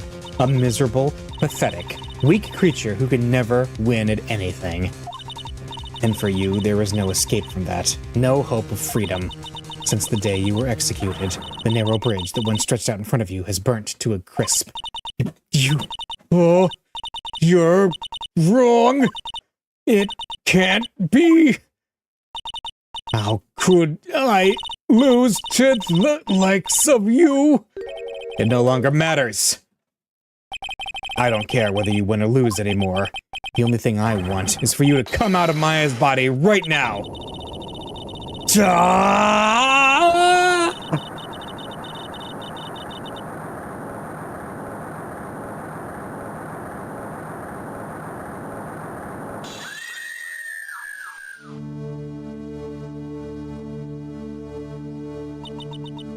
I'm not ready.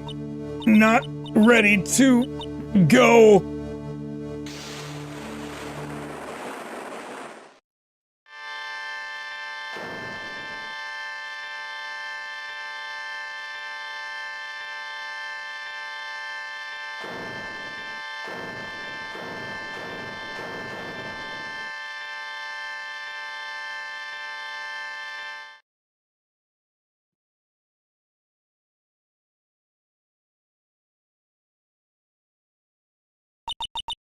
Nick, sis.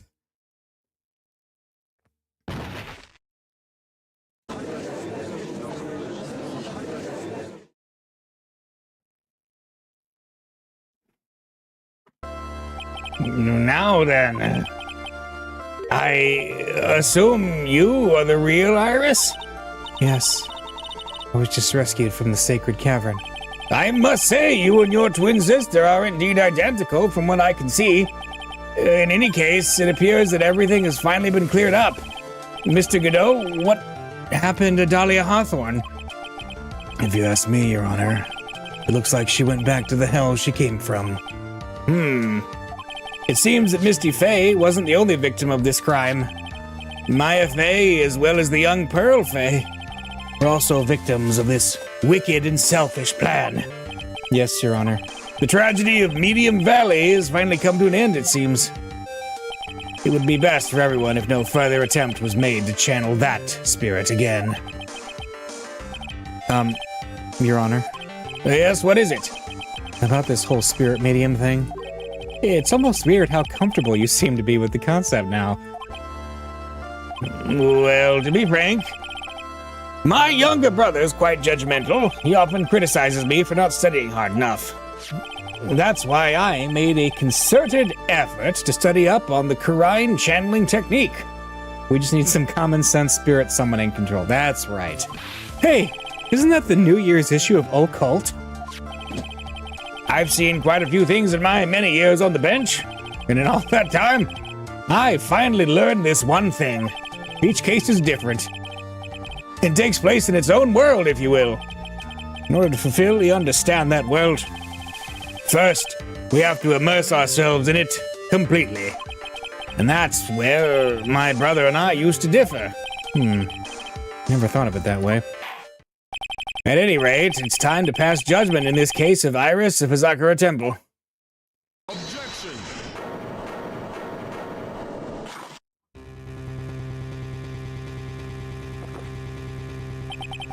You're a little too fast with that gavel, Your Honor.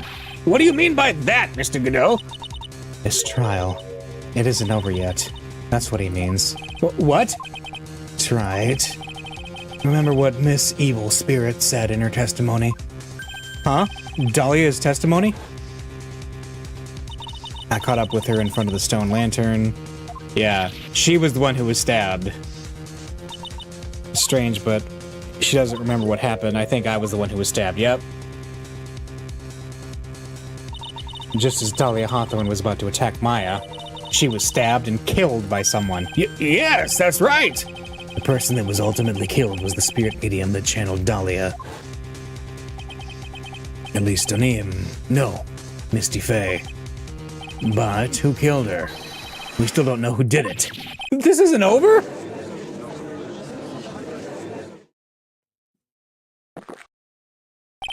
Unless someone else is found guilty, the accused is still on trial. We can't let her walk until there's evidence that proves her innocence. No way.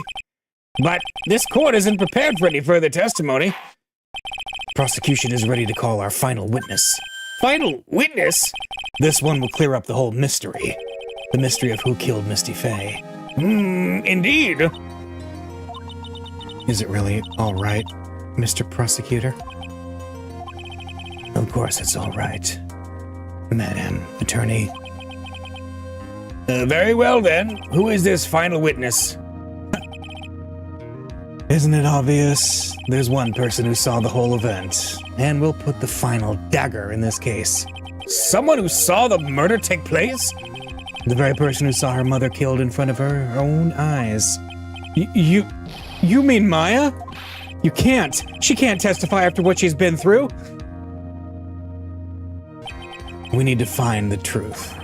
The prosecution calls Maya Faye to the witness stand. Very well. But first, we'll take a brief recess. We'll have to wait for Miss Faye to recover before summoning her. Once we receive the doctor's permission, we proceed with the trial. Hey, Wright, I've got something to say to you, so listen up. What is it? I don't think much of you as a lawyer. It's always the same with you. You somehow manage to just squeak by without even a faint understanding of the case. Some beautiful woman always seems to come dashing in at the last minute to save you. You've got some nerve. But that's not going to happen this time. This time, you're going to have to do this by yourself. Huh? That's enough! This court is now in recess.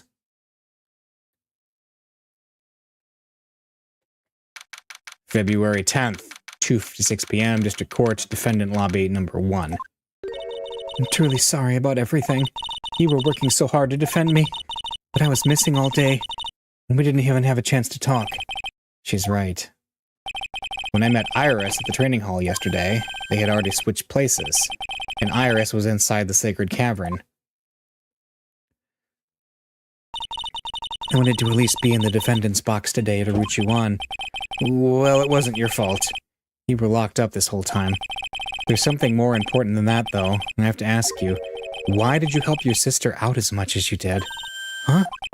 If you'd tried to get help at the sacred cavern yesterday, you wouldn't have spent an entire day locked up in there. My sister... I felt sorry for her. She was abandoned by her mother and never got any love from our father either. Yes, but it was the same for you too, wasn't it? Yes, but at least I had Sister Bikini, who was like a mother to me. If only Dolly had come with me to Hisakura Temple. I always loved her. Dahlia was always so smart and so strong. She never complained about a thing. That's why I promised her that I would help her. Are you talking about the fake kidnapping case 11 years ago? Yes. I wanted to be useful to her in some way.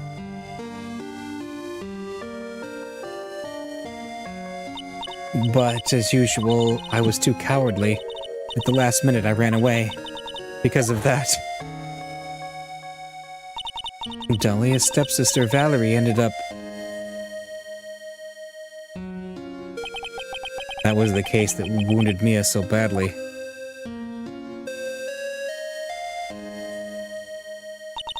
But things didn't end up there, of course. Some people suspected that my sister was involved in the murder. Some people? You must mean, yes, 2 defense attorneys. Mia Faye and Diego Armando. After poisoning Mr. Armando, who was getting too close to the truth. Dolly even tried to kill the person who'd unknowingly hid the poison for her. You. That's right. Iris, there's one more thing that I have to ask you. Yes, what is it? On the night of the murder, the person that cleaned up the corpse of the victim, Elise Donim, was it really you? Yes, it was me. That night after I rang the lights out bell, I went back to my room. At around 10:30, I received a call on my cell phone. There's a problem. Come to the inner temple right away. I got on the snowmobile and headed for the inner temple, but the path to the inner temple was cut off, right? Exactly. We can't just leave the body here, so you've got to do this exactly as I say. Got it?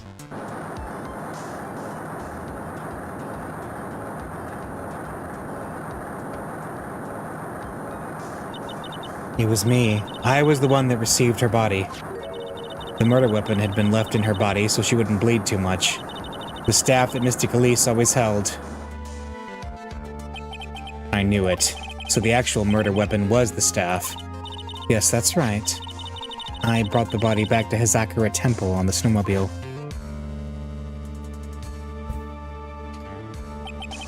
But why? Why did you alter the body? I didn't want anyone to know that the staff was the murder weapon. I didn't want to leave anything that would lead back to Misty Faye. So I dressed her in a robe and stabbed her with the Shichishito.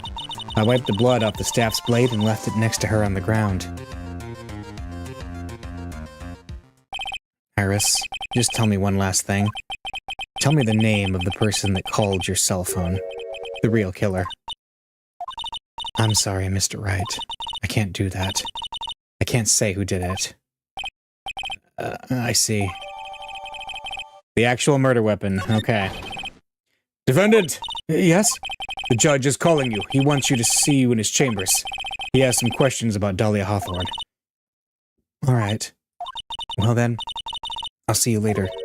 There's something I want to tell you. Oh, okay. Something she wants to tell me? So it's true. Iris cooperated with the real killer. Maybe even from the very beginning. Phoenix? Mia! How is Maya doing? Physically, I'm not worried. She'll recover completely. But emotionally, she's been hurt very badly by this case. I see. You don't mean she's learned who Elise Donim really was? Yes. I went to the medical office and talked with her. I told her everything I knew. But why? Maya is stronger than you think. I knew she could take it. All of it. What do you mean by that? I want you to figure that answer out by yourself. The trial is about to restart. The real killer. Do you know who it is yet? Iris wouldn't tell me who killed her, but still. I think that just maybe I know who it was. That night, the victim was killed in the garden of the Inner Temple, and the criminal wasn't just there by accident, which means that the killer knew of Dahlia's plan from the very beginning. And one more thing, the victim was moved to the Hazakura Temple side by pendulum. In other words, the criminal couldn't cross the bridge. That means they were stuck on the Inner Temple side for almost an entire day. Exactly. So the culprit was someone that wasn't in Hazakura Temple the following day. That's as much help as I can give you. The rest of the battle is yours to win. Or lose. Okay, I've got it. Thank you, Mia. Finally, it's almost time to bring this case to an end. What exactly did Maya see, anyway? And who was it that actually killed Misty Faye? Whoever it was, I have to prove it. Me, all by myself. To be continued. Alright. We've got one more section. So I'm going to take a very short interlude, and then we will finish this game.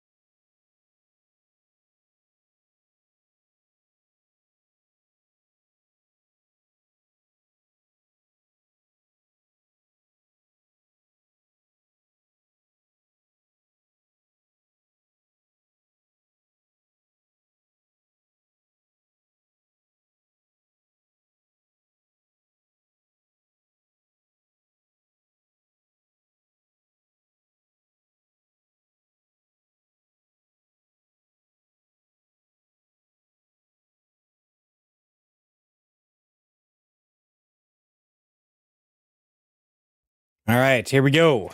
Time to finish. February 10th, 3:36 p.m. District Court, courtroom number 7. Now then, before we proceed any further, I'm going to announce the results of the tests we had performed earlier. Tests? Yes, tests on the bloody dagger that was found stuck in the pine tree. Oh yeah, that. I totally forgot about it. That's the weapon that Maya Fey used when she fought with the victim. So what are the results? Was it the victim's blood or... Due to time constraints, a full test wasn't possible. However, there's one thing we can say with certainty. The blood that was on the dagger was not the victim's blood. That is all. Now then, let's restart this trial. So it wasn't Misty's blood on the dagger. Then whose was it? All right, dagger found stuck in a pine tree in Inner Temple Garden. The blood doesn't match the victim's. I'm sure both the defense and the prosecution know this, but this trial is rapidly coming to a close. Both sides will need to show some firm evidence with their claims. I understand, Your Honor. From what I've heard, the witness is dangerously weak, physically speaking. So let's finish this quickly. Agreed. Very well. Please bring in the last witness. Witness, please tell us your name and profession. Maya Fey. My profession is, I'm the assistant manager at Wright & Co. Law Offices. Maya. According to the magazine I have here, you're a spirit medium of the Crine channeling technique. I'm frightened. The Fey clan. I don't want any more to do with it. Oh, Maya, the pain the Fey bloodline causes must be unbearable. Very well. Now then, Miss Fey, when the event occurred, you were in the garden of the Inner Temple. And you witnessed the moment of Miss Celise Donim's murder. Is this correct? I didn't see any... Straighten up this instant, young lady. Huh? Pick your head up and speak clearly. There's always time for crying later. But Your mother was killed right in front of your eyes. There's nothing you can do to change that fact. But there's something you can do. You can finish this. You've been watching the whole thing, right? You've seen the witnesses come out and seen us squeeze the truth out of them. Now it's your turn. Let's hear your testimony. On the night of the crime, what exactly did you see happen? Witness, if you please. Yes, Your Honor. All right, at the Inner Temple. I was passing through the garden on the way to a spare prep room when it happened. Suddenly, someone struck me over the head. I stumbled and ended up against the stone lantern. I think I screamed, "Help me!" Then something warm splashed over me. That's when I lost consciousness.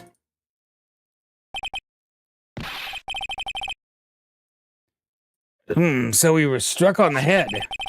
I suppose it must have been this staff. Maya, the person who hit you. It was Dahlia Hawthorne, wasn't it? I'm sorry, Nick. I couldn't see. I don't know who it was. Maya, think hard. Sorry, Nick, but I really couldn't. Can't say it was an especially good night for young ladies to be walking around alone. It seems it'll be hard to determine the criminal through testimony alone. Very well then, Mr. Wright. Please begin your cross-examination. Maya, hang in there. She doesn't look well at all. Alright, at the Inner Temple. Okay. I was passing through the garden on the way to a spare prep room. Who else was on the Inner Temple side that night? Well, Sister Bikini, of course, but I remember her saying that Iris would be coming later as well. On the day after the incident, Edgeworth met Bikini at Hazakura Temple. That means she couldn't be the criminal. So then, did Iris actually come later like she said? Well, let me think. She seems confused. It's probably because she's so tired. No, I'm sure I didn't see her. She must have come while I was preparing for the training. Suddenly someone struck me over the head. Who did it? Who hit you? Well, I didn't see who it was. I was hit from behind. You didn't see the person, but after that your attacker was in front of you? How could you not see who it was? Let me think for a sec. I'm sorry, I just can't remember. Maya is really having a hard time. What should I do? We gotta press.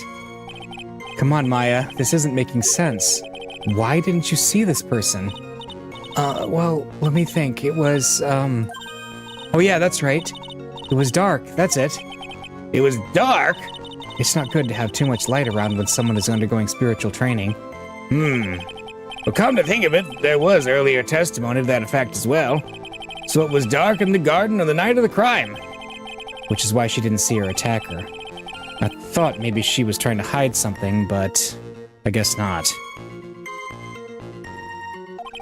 Judging by the testimony thus far, the identity of the attacker was most likely the spirit that was channeled by Elise Donim, Dahlia Hawthorne. Very well, please continue with your testimony. What happened after you were struck on the head? I stumbled and ended up against the stone lantern. Okay. What happened afterwards? My attacker was in front of me, blocking off my escape, I think. You think? After getting hit like that, I was in a state of panic. There were only two things rolling around in my mind at that time. Well now, this is beginning to get interesting. So what were the two things rolling around in your mind? My name is Maya Fey. 1 + 1 = 2. You see, for some crazy reason, I was afraid I was going to lose my memory. I know it's odd, considering my life was in danger, but that's how it was. That's not odd at all. Your actions are understandable given the circumstances. So what did you do then? I think I screamed, "Help me." You think you screamed, but you're not sure? Listen, I was a complete wreck. It was dark and I couldn't see my attacker. Was it a man, a woman, an adult, a child? I had no idea. I was scared out of my wits. And believe me, my dear, I'm certain I would have soiled my robes. I thought this person might attack me, anyway, I'm pretty sure I screamed. I thought that it was my last hope. Wow, it sounds like poor little Maya really was out of her mind. But I wonder what she meant by last hope. What do I do? Do I press her for more details? Yes. What did she say? We know that. My last hope. I want to know about that. Wait a minute, Maya. What's this my last hope stuff?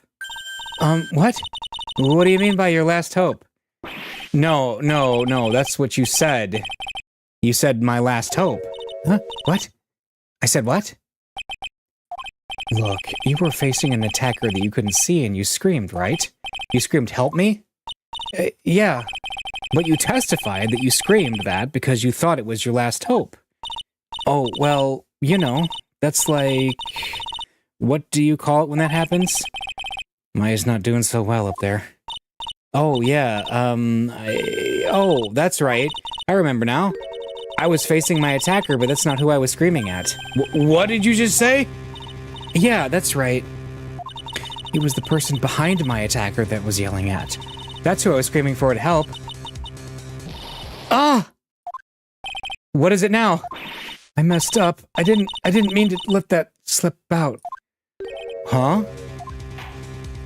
Witness, are you absolutely sure of what you're saying? Behind the attacker there was another person? I am. Well, I meant to keep that part a secret. Oh, what have I done?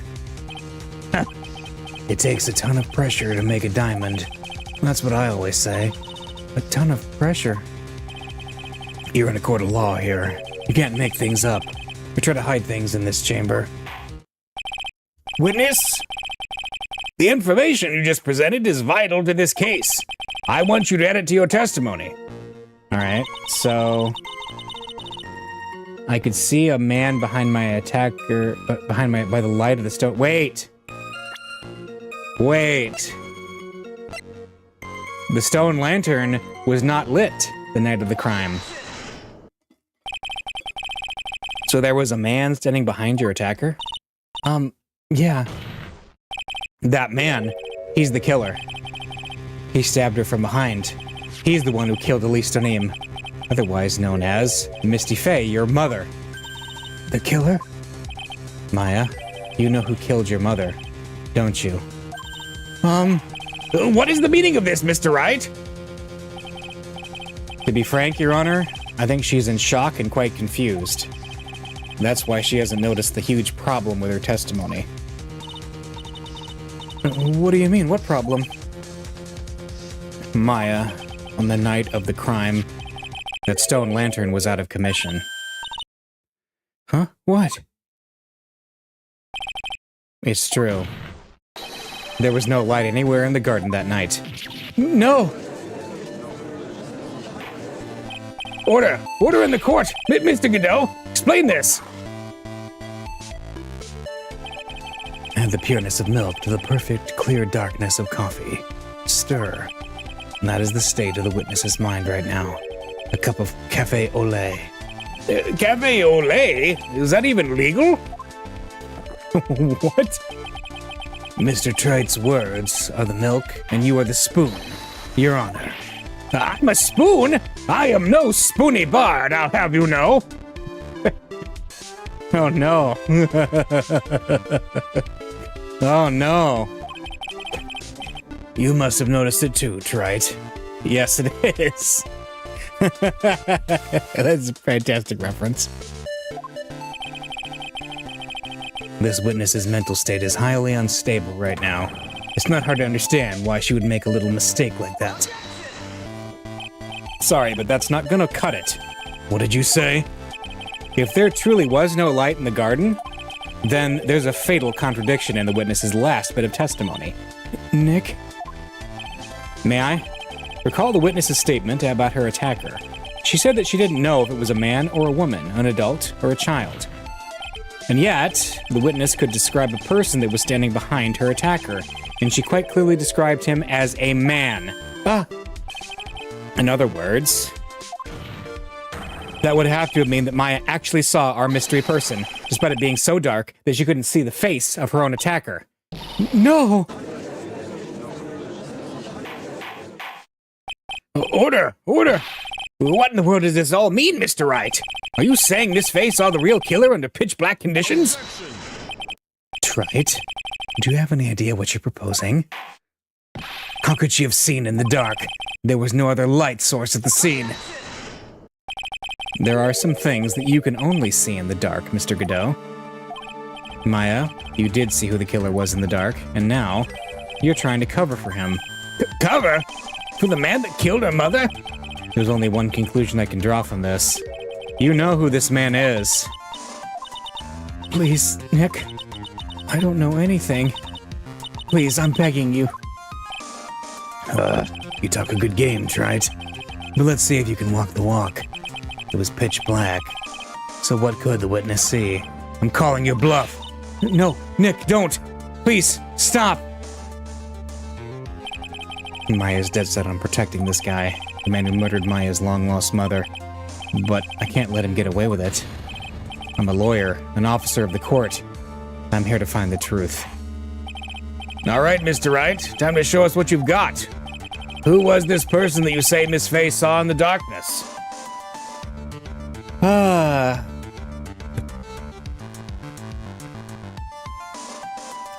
Think about it.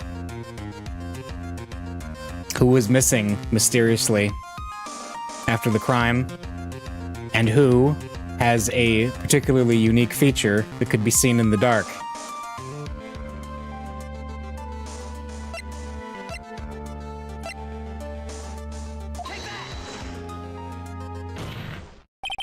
Because it was pitch black, Miss Faye was able to recognize the killer easily. I'm sure the court would like to see for itself how this is possible, yes? What?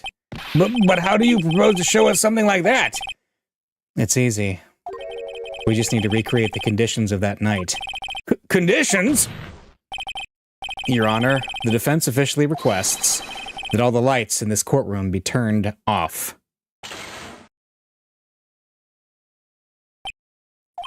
But it can't be.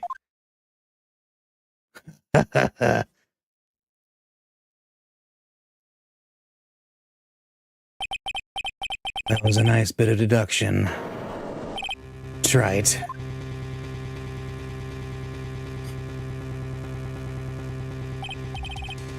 Well, everyone, this is the man Maya saw on the night of the murder. Order! Order! Order! Prosecutor Godot, what is the meaning of this?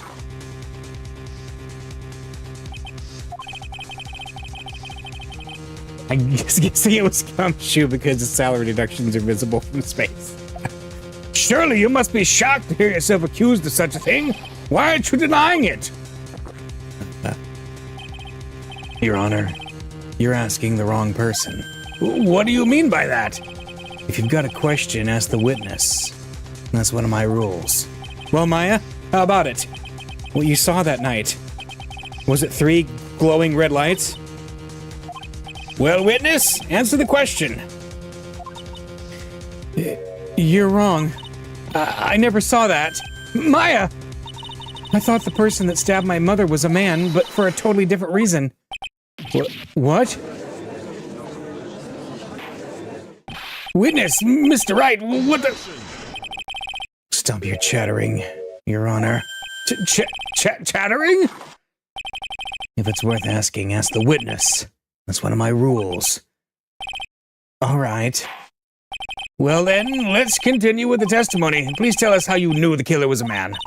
Yes, Your Honor. I didn't realize it until after I woke up, but... All right, the killer. It was not Shelley the killer, unfortunately. All right. When I came to, I was just lying there on the training hall floor. By the time I got back to the garden, the place had totally changed. The torches were lit, and the body was gone. And all of the snow around the stone lantern had been carefully cleaned up, too. Since the person did all that work alone, I just assumed it was a man.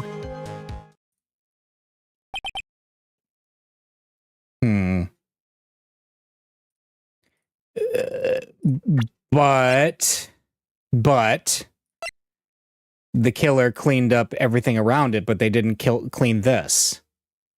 And somebody here in this courtroom was quite shocked that that was there. So it was after the crime took place that the witness came to think the killer was a man. Yes, that's right. I'm sorry, Your Honor, No need to apologize. It's as Mr. Godot said, you're utterly exhausted. It's only natural that you would be a little confused. Also, if you consider the situation you described, it doesn't seem too much of a stretch to assume the culprit was a man. Mr. Wright, proceed with your cross-examination. All right, let's go. Let's go. When I came to, was just laying there. So you lost consciousness when you were in the garden? Is that right? Yes, I think it happened when the victim was stabbed. So then the person that carried you into the inner temple. It could only have been the killer. This is what I think, too. So the killer carried Maya into the inner temple. By the time I got back, the place had totally changed. Naturally, the killer must have done it, right? Yes, I think so. But why would the killer tamper with the crime scene like that? There must have been something that the killer desperately wanted to hide. I don't know. It looks like she doesn't have enough confidence. I think I need to gather some more information before I ask her that again. The torches were lit and the body was gone. Okay. Wait. So, you're saying that you never saw the killer, right? Yes, but earlier you very clearly stated that you saw a man behind your attacker. Nick, I'm sorry. The killer certainly went through a lot of trouble, moving the body by pendulum, manipulating the crime scene, but for what purpose? Why do all that? Maybe Maya knows more than she's letting on. The torches were lit and the body was gone. The torches were lit? Yes, that's how I noticed that the whole scene had changed. I'm gonna say it was the killer who lit the torches. I mean, who else could it have been? The killer probably lit them since it'd be impossible to do any cover-up work in the dark. However, if that's true, there's one thing that still bothers me. Why did the killer go to the effort of moving the body? It's true. It's hard to see how that would be of any advantage to the killer. The only one who would gain anything from that would be the only person that was at the inner temple, Maya. Very well, let me hear some more about the condition of the crime scene. And all of the snow had been cleaned up too. Alright. So you're saying the killer cleaned up the snow? It did look really odd. Yeah. The snow was removed in an unnatural-looking rectangular shape. Yeah. There were a lot of shovels around the inner temple, but they're all really heavy. Way too heavy for me to use. An odd fellow indeed, this killer.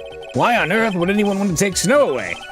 Well, there's one thing I can think of. Didn't you say that a lot of the victim's blood sprayed onto the snow? Yeah. The area I collapsed in ended up being splattered. In other words, the killer's purpose was to hide the bloody snow. I think that's the most reasonable explanation. Perhaps. However, there's something that's bothering me. If the killer just wanted to hide the snow with blood on it, there was no need to remove that amount. That's true. He could have scooped up just the snow that was stained with blood. If he didn't know what it looked like, though. It looks like there are some mysteries behind this issue. But I think this will help explain them. Since the person did all that, I just assumed it was a man. Yep. Alright, hang on. He did mention... Hang on. Time I got back, the place had changed. Let's ask that again. Naturally, the killer must have done it. Yes, I think so. But why would the killer tamper with the crime scene like that? There must have been something the killer desperately wanted to hide. Hey, the truth is, when I saw the crime scene, I felt something. You did? Yes. I felt like the killer was hiding the evidence for me. For my sake. What? Hiding it for you? Everyone knew that I was the only one at the inner temple that night. If Sister Bikini had come back and looked at the garden, she may have thought that you had done it. No, she definitely would have thought so. And you're saying that's why the killer cleaned up the crime scene to make it look like nothing had happened? Yes, I'm sure of it. Well, that's certainly an important piece of information. I want you to add that to your testimony. Yes, Your Honor. I think it was for my sake that the killer cleaned up the evidence of what had happened. Problem. The lantern. The body of Elise Donim was carried all the way to Hazakura Temple's courtyard. Then at the garden, the real scene of the crime, the snow that we suspect was covered in blood was scooped up and removed. It's reasonable to believe all this was done in an attempt to hide the true crime scene. However, there's still one matter that seems somewhat odd. Oh, and what would that be? You must have figured it out by now, Mr. Godot. It's the message written in blood on the lantern. Huh. It was written very clearly on the white stone lantern. Maya. If the killer was so motivated to protect Maya from suspicion, then why didn't they wipe the writing off the lantern? Ah, you're right.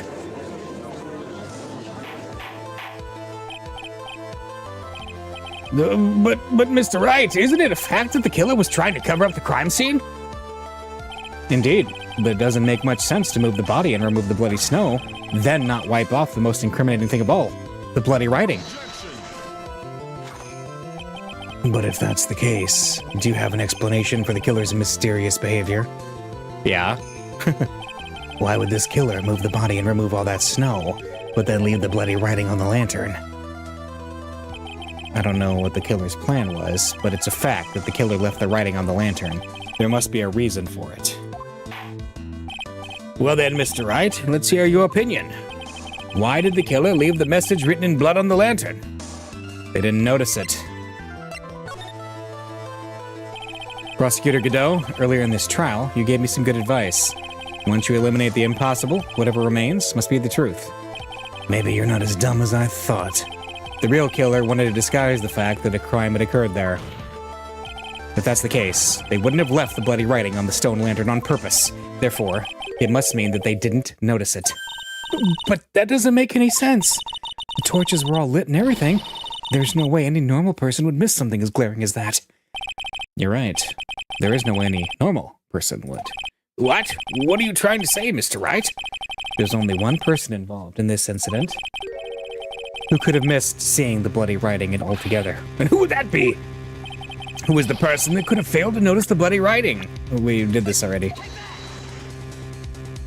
Mr. Godot, this is what you said yesterday.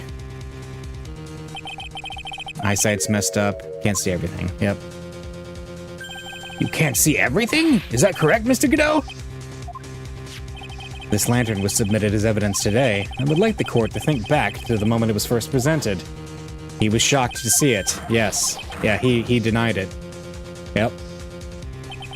Mr. Godot, just admit it. There are certain colors you can't see, correct? You can't see red on a white background, can you?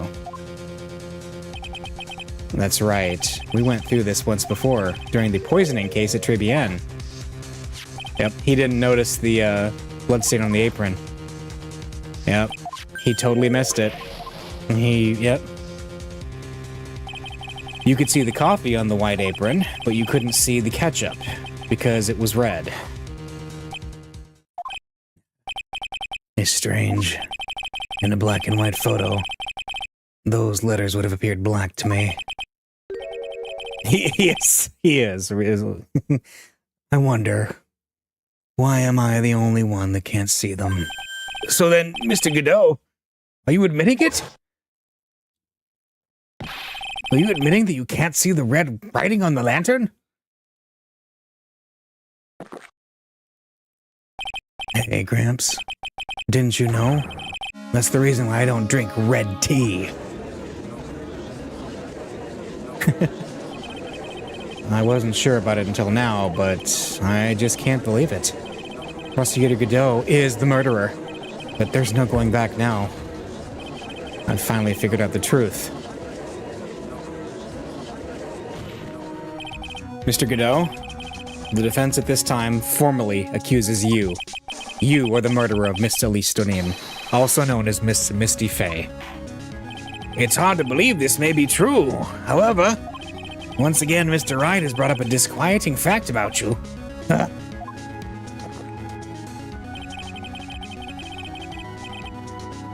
Just make sure you don't fill out the indictment in red ink, Gramps. Come on. How does a little graffiti make me into the killer? Huh? Besides, it's not like it's my name that's written there. I'm certain that the killer wasn't able to see the color red. This is rich. Do go on, Wright. The answer is right there at the crime scene. In the snow. The snow? How so? Well, for example, why did the killer move all that snow? Your Honor, you said it yourself. If you wanted to hide the bloody snow, why not take out just that area? Yes, why didn't he take out just that area? Could it be? Yes, the killer couldn't see the red blood that has seeped into the snow, and so he had to remove all of it. He couldn't be sure of where the blood had landed, so he removed the whole area. Isn't it more likely that the killer couldn't see the blood because it was dark? Well, the lanterns were lit. Not a chance. The torches were all lit. He would have been able to see just fine. It seems that once again this trial has taken an unexpected turn, to say the least. Can you explain this, Mr. Godot?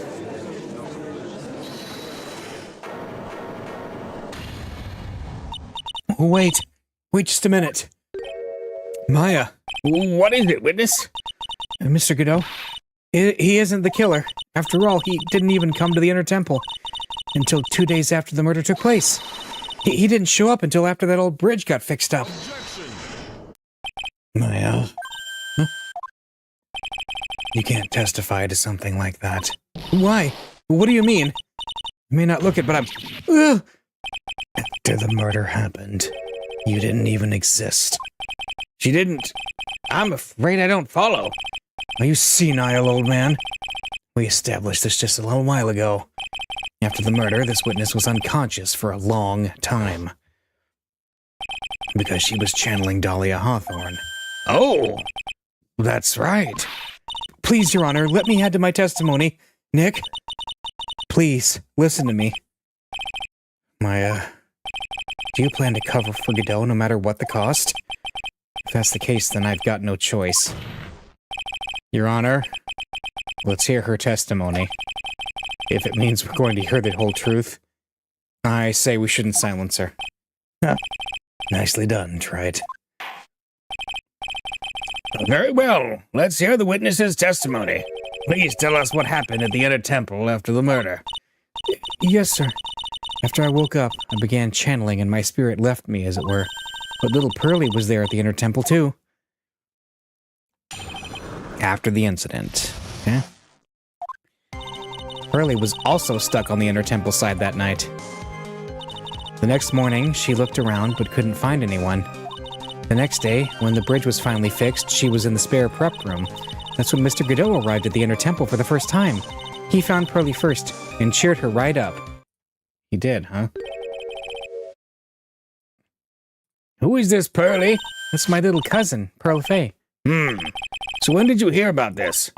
Oh, just a while ago, when I was in the medical office. I'm terribly sorry, but what you heard from someone else is simply not admissible as testimony. What? Come on. Pearlie would never tell a lie. She's a way more honest person than I'll ever be. Real smart, Maya. You always know the best thing to say when you're under oath. The prosecution has no objection. We believe the witness. Mr. Godot? Let's just move on to the cross-examination.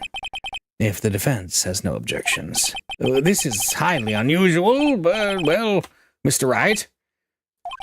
Let's get this cross-examination started. Alright, after the incident. Pearlie was stuck. Yep. So where did you think Pearl slept that night? In the spare prep room next to the training hall, I guess. There's a rule that you can't enter the training hall during an acolyte's training. But even so, why did she go to the inner temple in the first place? It seems that Pearls became very worried about Maya. She knew that the spiritual training I was about to undergo was very intense. Pearls was supposed to channel Dahlia Hawthorne, but she couldn't do it. That's why she headed to the inner temple. However, Dahlia Hawthorne was already there, possessing the body of Elise Donim. The next morning, she looked around but couldn't find anyone. Okay? She searched the entire inner temple side and end. Well, you see, Pearlie gets pretty scared when she's alone. And there weren't that many places to look. She says that she even went back and forth several times. The inner temple side has two structures, the training hall and a spare prep room. And there's also a storage shack, I think. That's about it. There was a storage shack, too? Pearls was looking for other people, right? Would she have really examined a storage shack all that carefully? Well, if it was me, it would be the first place I'd investigate. So that means it's possible that someone may have been hiding in the storage shack. The next day, when the bridge was finally fixed, she was in the spare prep room. Pearls didn't hear the sound of them working on the bridge? What do you mean? Well, I was just wondering why she would stay in the prep room. If it was me, I'd at least go out and wait at the foot of the bridge. Oh, well, Pearlie said she was sleeping at the time. She said she was so scared during the night that she couldn't sleep well and woke up a bunch of times. A poor little girl? All alone like that? Well, we know that she had at least one friend in the sacred cavern, Dahlia Hawthorne, who was busy battling with the trick lock. She couldn't let anyone see her, so she wouldn't have shown herself to Pearls. What happened after the bridge was finally fixed? Well, that's when Mr. Godot arrived at the inner temple for the first time, okay? So it was your first time on the inner temple side, Mr. Godot? That's funny. Am I imagining things, or did the defense ask me a question? Mr. Wright, please save your questions for the witness. What you heard from someone else is simply not admissible as testimony. Those are your words, Your Honor. Touché, Mr. Wright. Oh, well. What do you have to say, Mr. Godot? Nights and even hotter coffee. That's what I always say. If I had been for this case, I never would have visited there. A freezing cold temple in the mountains. I think I'll pass. So he had never visited Hazakura Temple or the Inner Temple, huh? You want to say something, trite? In any case, I have to find a crack in Godot's armor. While I cross-examine Maya, that is. Very well. Please go on with your testimony. After fixing the bridge, the policeman came over to the inner temple side, right? Yes. Then Mr. Godot, he found Pearlie first and cheered her up. Huh. He cheered her up? That's what Pearlie said. She said he was a very nice older gentleman. Thank you for looking after my cousin, Mr. Godot. And here I was thinking you were nothing more than a coffee addict. Cut it out. You're making me blush. This guy is really beginning to get on my nerves, in more ways than one. The truth is, there aren't that many places to look on the Inner Temple side. The policemen were all busy going over the garden with fine-tooth combs, so I decided to carry out an investigation in my own way, Godot style. I'm the same way. I like to hand verdicts in my own way, judge style. Maybe I should ask some questions, Phoenix style.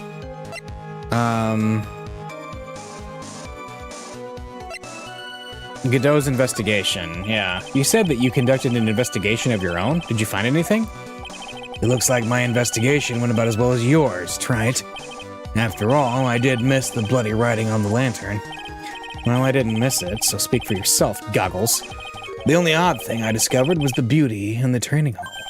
Beauty? Misty Faye, naturally, clad in her stunning Japanese garb, surrounded by the hue and aroma of Western tastes. Western tastes? Could he find a stranger way to describe gravy? So from there you headed for the prep room? Wait a sec. What did Godot say just now? I think I just found his proverbial weak spot. There's only one thing of any importance here. Where was Godot when the murder was taking place? He must have already been at the Inner Temple when it happened. Otherwise, he couldn't have killed Elise Donim. Right. Wait a minute. Yeah, so he said...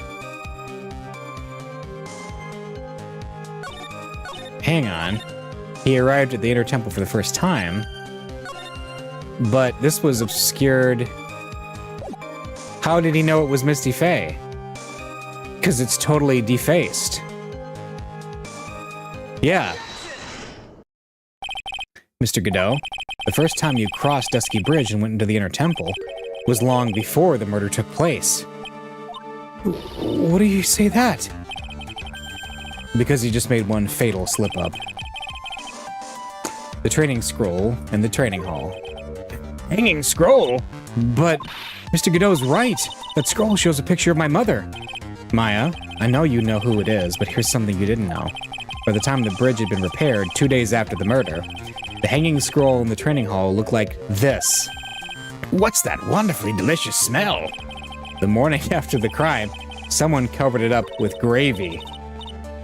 Gravy? But what gravy, Nick? Because gravy was much more than a condiment to the culprit. Well, Mr. Godot, if you really hadn't seen the hanging scroll until after the murder, you wouldn't have had any way of knowing that it was Misty Faye. Yep. 4-day-old, yeah, that would not smell good. Wait a minute, Nick. Yes? Take another look at the hanging scroll. Look at the top. There's a crest there. Ah, that. It's the mark of the master, correct? Exactly, so if you know the meaning of the mark, well, then you could guess that it was a picture of Misty Faye on there. Yeah, but he just said he's never been there before. True, but Mr. Godot described it was underneath like this, clad in her stunning Japanese garb, surrounded by the hue and aroma of Western tastes. Oh. Yes, it's possible that he knew what the crest meant. However, he couldn't have known that she was wearing Japanese clothing. Mr. Godot, on the day of the murder, you were hiding at the Inner Temple long before the crime took place. She's wearing California Japanese clothing. Can I ask you just one little thing, Trite? What is it? This whole theory of yours, it all rests on a certain assumption. That I knew beforehand that a crime was going to be committed. That's right. Otherwise, there's no reason for him to sneak onto the crime scene. Of course, Mr. Godot knew about the plan. Huh? What did you say? Is it really possible that another person knew of the plan? Well, yeah, the note. Right? This crime was actually planned over a year ago. Morgan Fay authored the plan for her daughter's future, and these instructions were hidden somewhere in Fay Manor for a year. However, by the time Little Pearls found these instructions, they'd already been unsealed. Unsealed? Yes, the killer had read these instructions long before Pearls ever found them. That's how he knew the crime was to take place at the Inner Temple. And you still insist this crafty killer is me? You bet I do. But you just said that the instructions were hidden. That's right. Mr. Godot couldn't have known where the instructions were hidden. If he really wanted to know, he had one great chance to find out. Yes, and when was that? During a visit. A visit? Morgan Fay told her daughter, Pearl, about where the instructions were hidden during one of her visits to the detention center. That would be the only time for someone to have learned where they were hidden. Eavesdropping on a visit at the detention center? Yes, it could be arranged if you were someone with easy access in and out of there. Like, for example, a prosecutor, such as Mr. Godot. Oh.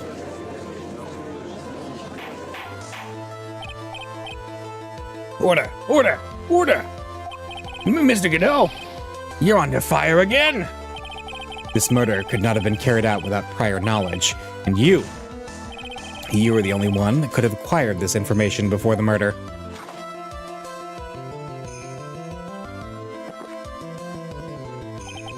Humans are afraid of the dark, and yet at the same time, we're fascinated and bewitched by it. Maybe that's why humans drink the darkness that is coffee. I'm sorry for always asking, but what does that mean? It means there's a reason for everything. According to your theory, the killer in this case eavesdropped on a conversation during a jail visit where he learned of a hidden plan for a crime. After discovering the plans, he hid in the inner temple and waited for the crime to occur. Then he ultimately took a person's life. And he did all of that just to protect this witness? That's right. If you're accusing me of this crime, I have to ask you, why would I do this? This girl is nothing but a stranger to me. I've got no reason to go through that kind of trouble to protect her. I am what you see. I am certainly not the type to rescue the damsel in distress. The killer's behavior is certainly extreme, for lack of a better word. Even considering that the killer wanted to protect this witness's life, his behavior is still a little too unnatural. However, you had a good reason, didn't you, Mr. Godot? An unshakable reason that forced you to protect this witness at all costs. I knew it. You figured it out, haven't you, Nick? Maya, I guess you were doing your best to cover for Godot. For the same reason, huh?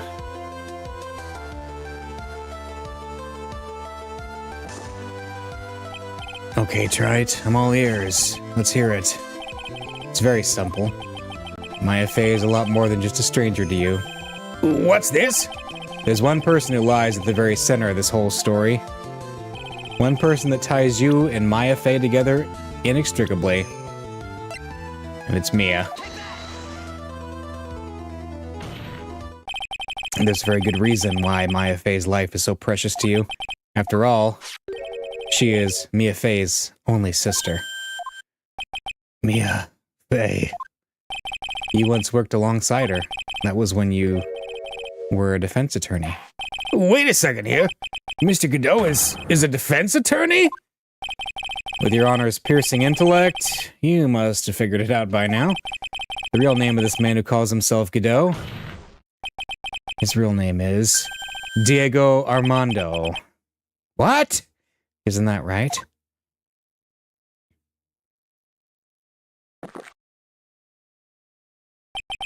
The last time someone called me by that name was over 6 years ago. Diego Armando? That name rings a bell. It should, Your Honor. All of this is related to a single case. A case in which a convict named Terry Falls killed himself. Mia Fey's first time in court, the tragic outcome left a deep wound in her heart. She knew that behind it all was a heartless, scheming demoness in disguise, but in the end, Mia couldn't tear off that disguise. However, there was one man who reached out to help her, Diego Armando, a senior defense attorney at the office where Mia worked. It's my fault. It's all my fault that Mr. Falls killed himself. Mia, you can't cry yet.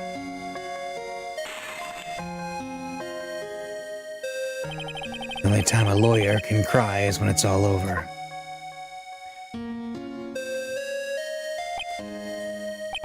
I was moved by her, the way she put all her faith in her clients, that pure, sweet heart of hers. That's why I could never forgive Dahlia Hawthorne. Mia and I thoroughly investigated that fake kidnapping incident. Then one fateful day, Dahlia wanted to meet with me. It had been 6 months since the trial. We met in the courthouse cafeteria. Ah, I remember. 6 years ago, right here in this courthouse, you were poisoned. Even I didn't see it coming. Dahlia Hawthorne slipped some poison into my coffee. Some newspapers at the time called it a murder, but very little information about the case was released to the press. But you weren't dead at all. No official reports ever actually called it a murder. I was just in a deep, deep coma. I see. My body shut down, and my life became nothing but a long, deep sleep. That woman's poison did a real number on my central nervous system. I lost my sight, and all of my hair turned white due to the damage it caused. That's terrible. Apparently, it was a miracle that I ever regained consciousness. 5 years had passed since I drank that poison brew. Then one morning, my eyes flew open from the smell of a doctor's cup of coffee. 5 years? You were asleep for 5 years? And the worst possible news was awaiting for me. Mia Fey was dead. From the very moment I opened my eyes, I'd already lost everything I thought I had. The woman I loved had been murdered, and the woman I loathed had been sentenced to death. The woman you loathed? The woman who had spiked my scalding hot coffee, Dahlia Hawthorne. Ha! Good old Mia. She didn't let me down. She got her revenge before she checked out. In the end, there wasn't anyone waiting for me when I woke up. That's so sad.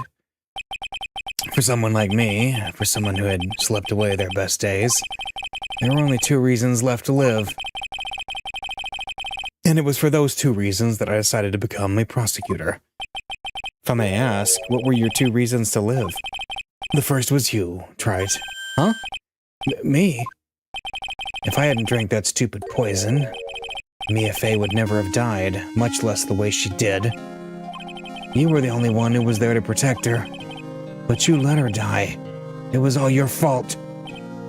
It wasn't like that. I wanted to see for myself what kind of a man you really were. So that's why you became a prosecutor? My other reason for living. She goes by the name of Mia Fey. Huh? You mean me? You were the only way I could make up for the sin of not saving Mia. 1 year ago, when the Crime Village incident was resolved, it was obvious that Morgan Fey was planning something. Whatever her evil plan was, I was determined to stop it. My role as a prosecutor put me in the perfect position to do something about her. That's how you overheard Pearl's visit with Morgan at the detention center. I knew that the time was drawing near.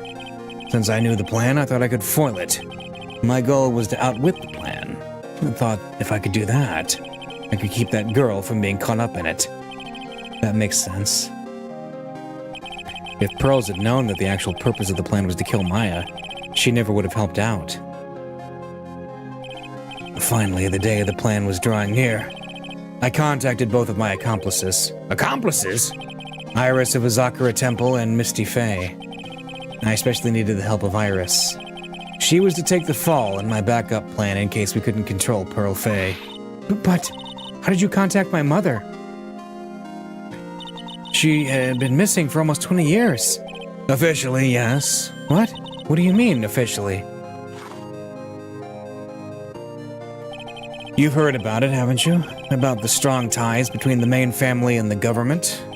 Now that you mention it, Bikini did say something to that effect. She said that the Master of Khura'in had great authority. Even without her official position, Misty Fey still wielded great influence. The police have been keeping an eye on her movements all this time. That's how I was able to contact her. Again, because of my position as a prosecutor. So my mother was cooperating with you? Don't ever forget, no matter how far away from you she was, she never stopped thinking about you. She was always... That's why I knew she would do anything to protect you. If you want to know how strong her resolve to protect you was, look at this staff. Her staff? The one with the sword in it? The day the plan was to be carried out arrived soon enough. We met for the first time at Hisakura Temple. That's when your mother showed me her special staff. I realized it then, just how far she was willing to go. She was ready to use that sword to protect you from Morgan Fay if necessary. Yes, even if it meant paying the ultimate price. Mother. Yep. That night, the night of the crime, there was just one way to stop Morgan's evil plan. You mean pearls? Don't you? We had to make sure she didn't channel Dahlia Hawthorne. Well, Pro, what are you going to do tonight? Well, if you'd like, you can come to my room. Perhaps we can read some books together. Ah. We thought we could prevent her from playing her part in Morgan's plan, but she never showed up. She was worried and followed me to the inner temple. That was the thing we were most afraid of, and that's why Misty Fay had to do the channeling herself. She channeled Dahlia Hawthorne into her own body. What? What do you mean? If she channeled the spirit first, then Pearls wouldn't be able to do it herself. As Master of Khura'in, Misty Fay's power was supreme, so that's how it went down. She channeled Dahlia Hawthorne so that Pearl Fay wouldn't be able to. Oh! What? Is this true? My role in the plan was to make sure no one was going to hurt Maya Fay. That's why I hid myself at the inner temple. Just in case you needed to be saved from Dahlia Hawthorne. You know. Anyway, that's all I'm going to admit to. Right? Huh? There's no doubt about it. You're a great defense attorney. But you're going to have to do the rest yourself. The background leading up to this incident has been laid bare. There's just one question remaining, Mr. Wright. Who killed the victim? There's only two possible suspects right now. Maya Fay, and I'm sad to say, you, Mr. Godot.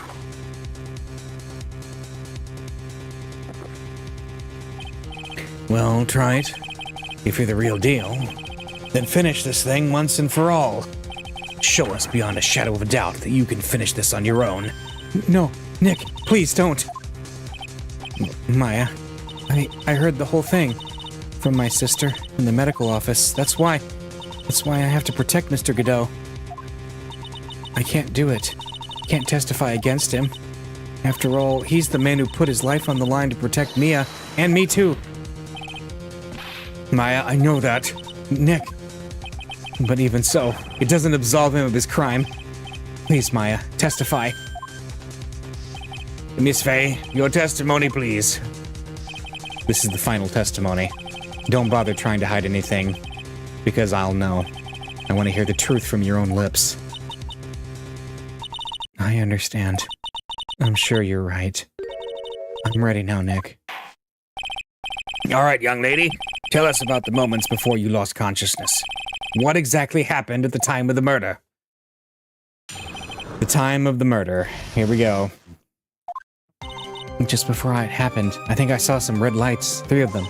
I thought I'd ask for help, but just then I was splattered with blood. She wasn't dead, though, and she struck back at the enemy behind her. Suddenly, the red lights went out and the whole area was dark.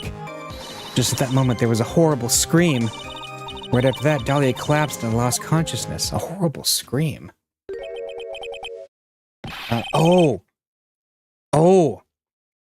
Those red lights. I thought you said you don't remember seeing them.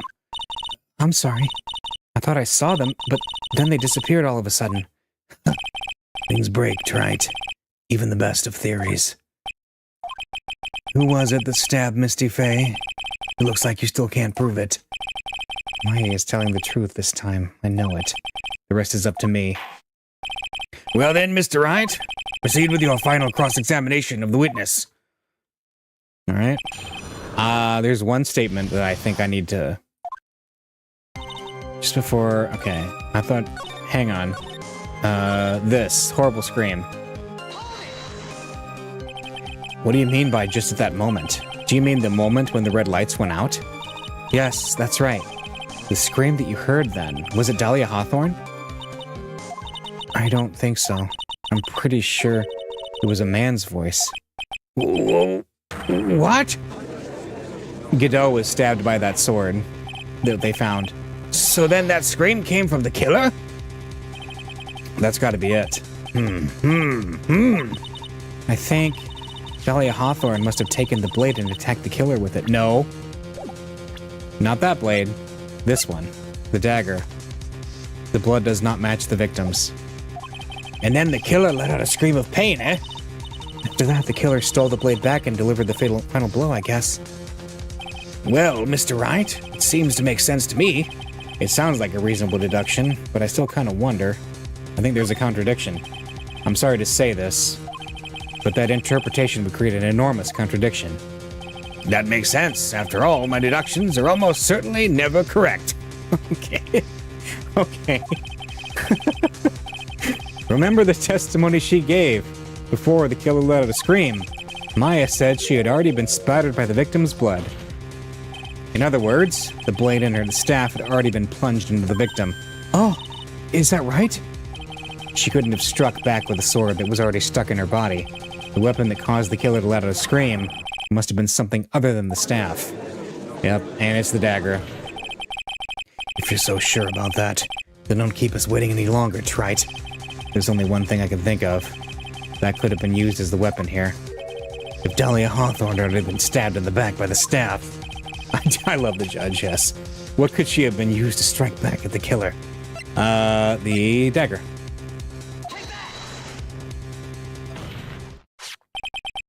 Naturally, the dagger the killer brought to the scene of the crime. Oh, that's right! I forgot about that. This dagger was found at the crime scene, stuck into a pine tree. Yes, the detective found that this morning and brought it to me. Dahlia Hawthorne struck back at the killer with this, and she managed to wound him as well. Just because he let out a scream doesn't mean that he was wounded. For all we know, the blood on the dagger could have been from the victim. Have you forgotten that the blood has already been tested? Since we learned it wasn't the victim's blood, it must be the killer's blood. The killer must have a wound somewhere on his body. So you're saying the blood on this dagger belongs to the killer?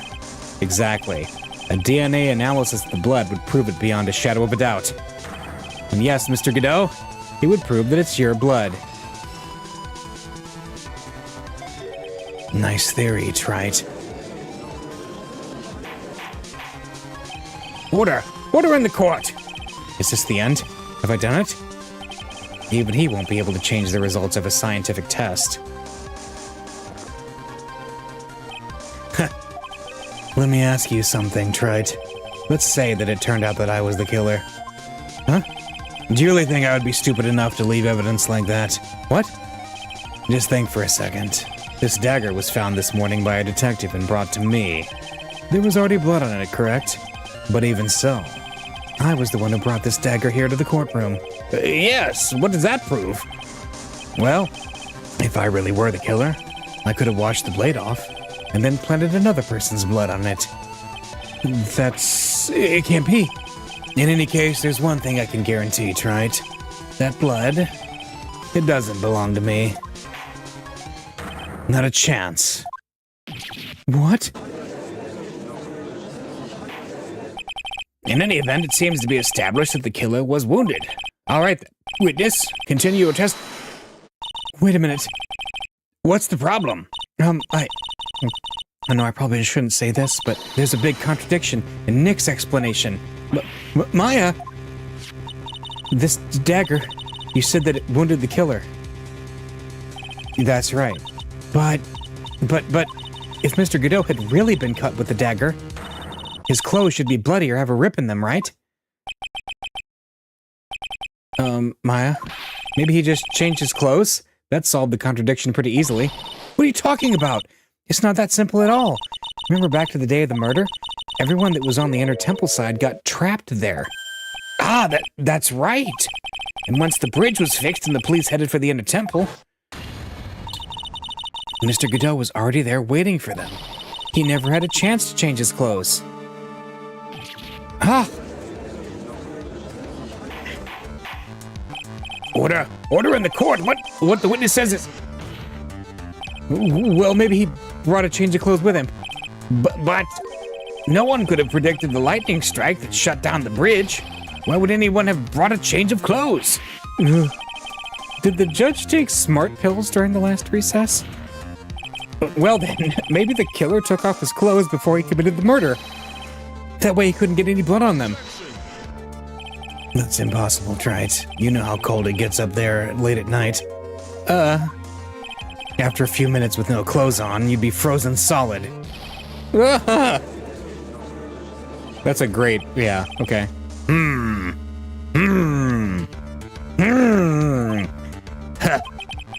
So that's all you've got? No, you weren't tough enough to finish this. Right now, if Mia Fey were here... If Mia Fey were here, she would have closed the book on this case already. If Mia Fey were here? So come on, Wright, can you do it or not? How about it, Mr. Wright? You've accused Mr. Godot of being the killer, but can you prove it? Have you got even one piece of evidence?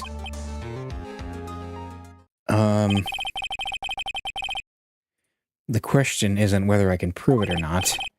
Fact is, I have to prove it. That's the only choice I have. And I was taught that it's one of the rules of being a lawyer.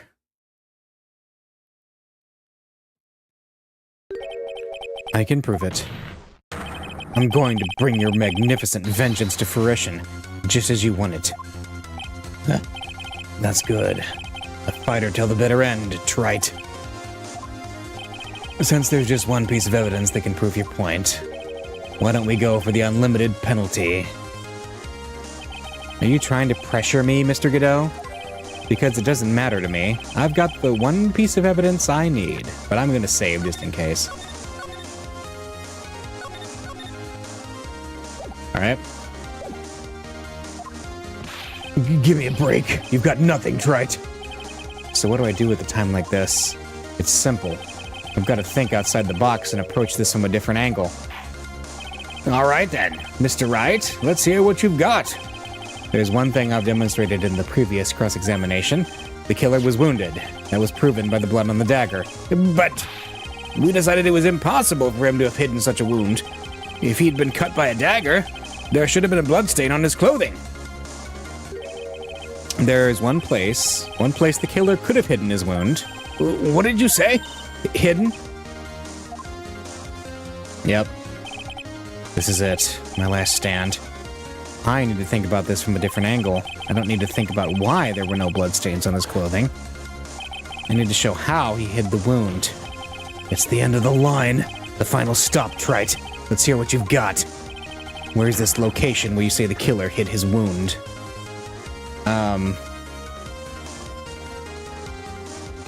Well...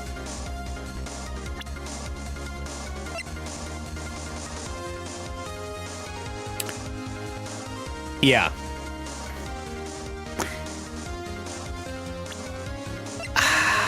I think...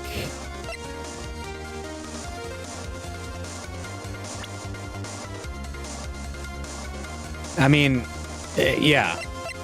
Basically, it's... He got...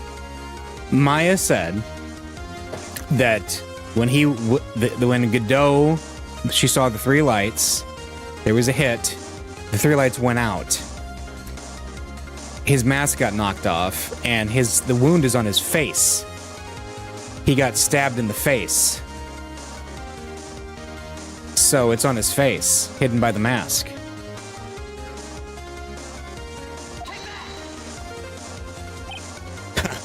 I don't know what you're talking about, and frankly, I don't need to know. What I do know is that you'll never be half the lawyer she was. Isn't that right, Wright? What was that just now? Mia? It can't be. You're living on through him?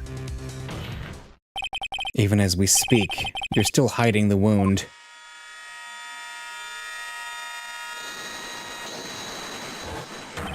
It's beneath your mask.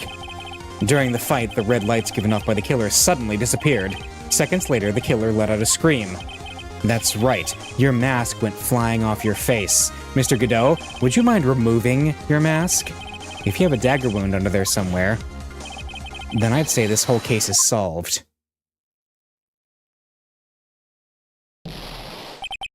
Ah!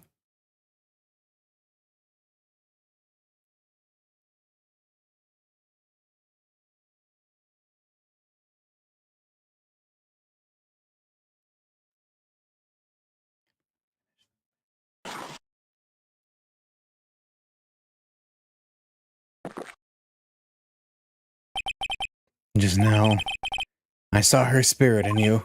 Huh? I never liked you.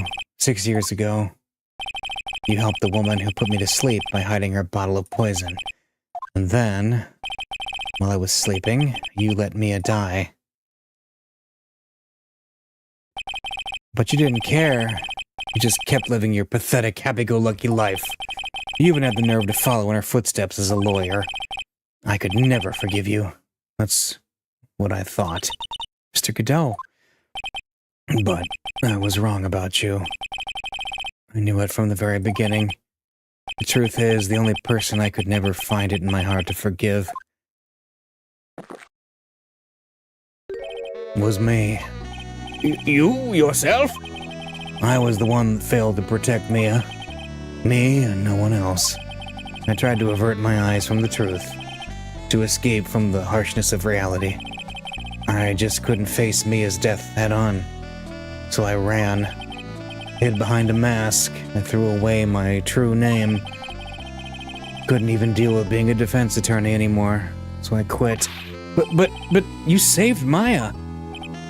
Yeah, that was my plan. Up until just now, anyway. What do you mean? Are you listening, Maya? If I had really wanted to save you, then there's one person that I should have gone and talked to right away. Who would that be? Are you talking about Nick? But I didn't do it. I tried to get the help of Iris and your mother. But I closed my eyes to the most important man involved. Do you know why? The real reason? No. Why? I suppose I wasn't really interested in saving you at all. Huh? I think I was just trying to salvage what's left of my own broken soul. I was trying to make up for the fact that I couldn't save Mia. Nothing more. That's why I let you walk right into a situation that I knew was dangerous. Give me. You're wrong. You put your life on the line to save Maya. Was it really for Maya's sake? Even I'm not really sure. What do you mean by that? That night in the darkness of the garden when I saw her silhouette, a part of me must have known the truth. The truth that it wasn't really Dahlia Hawthorne standing there in front of me. It could have been Misty Faye, or even that little girl. But I still picked up that blade. It's like I was dreaming. I'm not sure exactly what was going on in my mind at that point. Was I really motivated by the pure desire to protect Maya Faye? Or was it something else? Was it my hatred for a woman who had stolen everything from me 6 years earlier? Could it have been simply a desire for revenge? And now, I don't know anything anymore. I did learn something today, however. I finally realized that I was the arrogant one. I was just chasing an illusion, a fantasy. A stupid fantasy of defeating you in the courtroom. You were the one who made me realize my folly. You never ran away from Mia's death. Instead, you picked up where she left off. As a true defender of the people. In that one moment, I understood everything. Mr. Godot?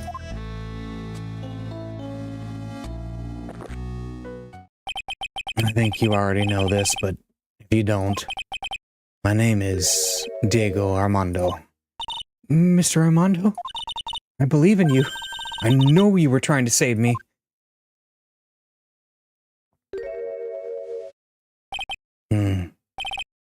Thanks. Your wound. It's bleeding. Did you forget already? In my world, the color red doesn't exist. These must be my tears. Tears! Ever since I woke up from my coma, I think I've been waiting for this very moment. Mr. Armando? You do well to remember this, Maya. The only time a lawyer can cry is when it's all over.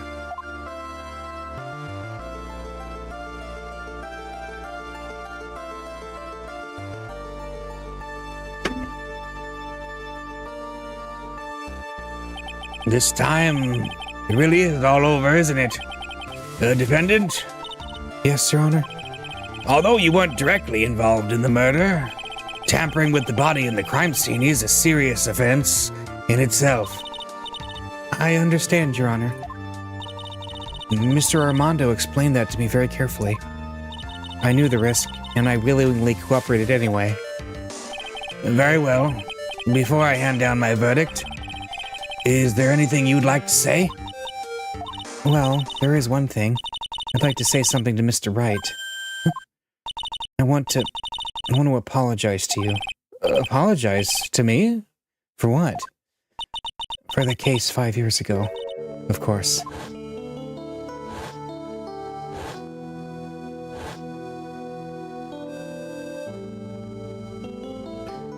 I just remembered. Weren't you poisoned by your own lover? Not exactly, but yeah, something like that. Even now, 5 years later, I can hardly believe it. She was going to do it. She was planning to kill me. It's not all that surprising. The two of you hardly knew each other. Huh? What do you mean? You and my sister, you only met twice. Huh? We only met twice? The first time you met was on that fateful day. The day she poisoned Mr. Armando in the cafeteria of this very courthouse. The next time you met was 8 months later. You met her again on the day that she stole your cold medicine. And Doug Swallow was killed. No way! It can't be true. I mean, during our whole relationship, we were... For those 8 months, the woman that you thought was Dahlia Hawthorne wasn't actually my sister. Huh? It wasn't Dahlia? I hope one day you can forgive me, Feeny. You mean... That's right. I lied to you for 8 months. But why? Why would you do such a thing? Ever since she gave you the bottle that day, my sister was trying to get it back as soon as she possibly could. Because of the police investigation and their surveillance, she couldn't move about freely. So that's why you... My sister, from the beginning, she was prepared for the worst. Prepared for the worst? She thought that you might somehow discover the truth. That's why she was always ready to deal with you at a moment's notice. You mean she was ready to kill me? She already had so much to answer for. I didn't want any more sins on her soul. I begged her not to do it, and she agreed to give me a chance. And that's why you came to me? You came to get the bottle pendant back from me in her place? But I couldn't get you to give it back. I failed at something even as simple as that. 8 months passed and I still couldn't get it back from you. Finally, my sister couldn't wait any longer. She didn't consult me about her plans for you that day. It was the first time that it had ever happened. That was a bit strange, wasn't it? Up until that day, you two were partners in crime and she would confer with you.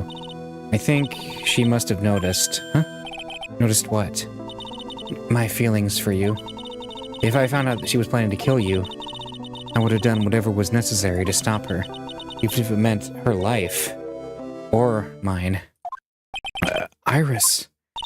After spending those 8 months by your side, my feelings towards you, they changed. I have something to say to you, too. Yes? you really are the person I always thought you were. Even after Dahlia Hawthorne was found guilty, I still believed in you.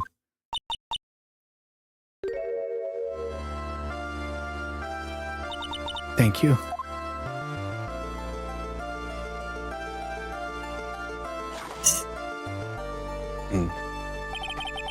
How many cups of darkness have I drank over the years? Even I don't know. I'll tell you though, right now, this one here is the greatest cup I think I've ever had. Don't you think so, Phoenix Wright? Yeah, I think you're right. The purpose of this trial was to rule on the murder of the victim, Elise Dunim. At some point, I expect you'll be tried for your role as an accomplice in this case. I understand, Your Honor. Very well. On the charge of murder, I hereby find the defendant not guilty. Court is now adjourned.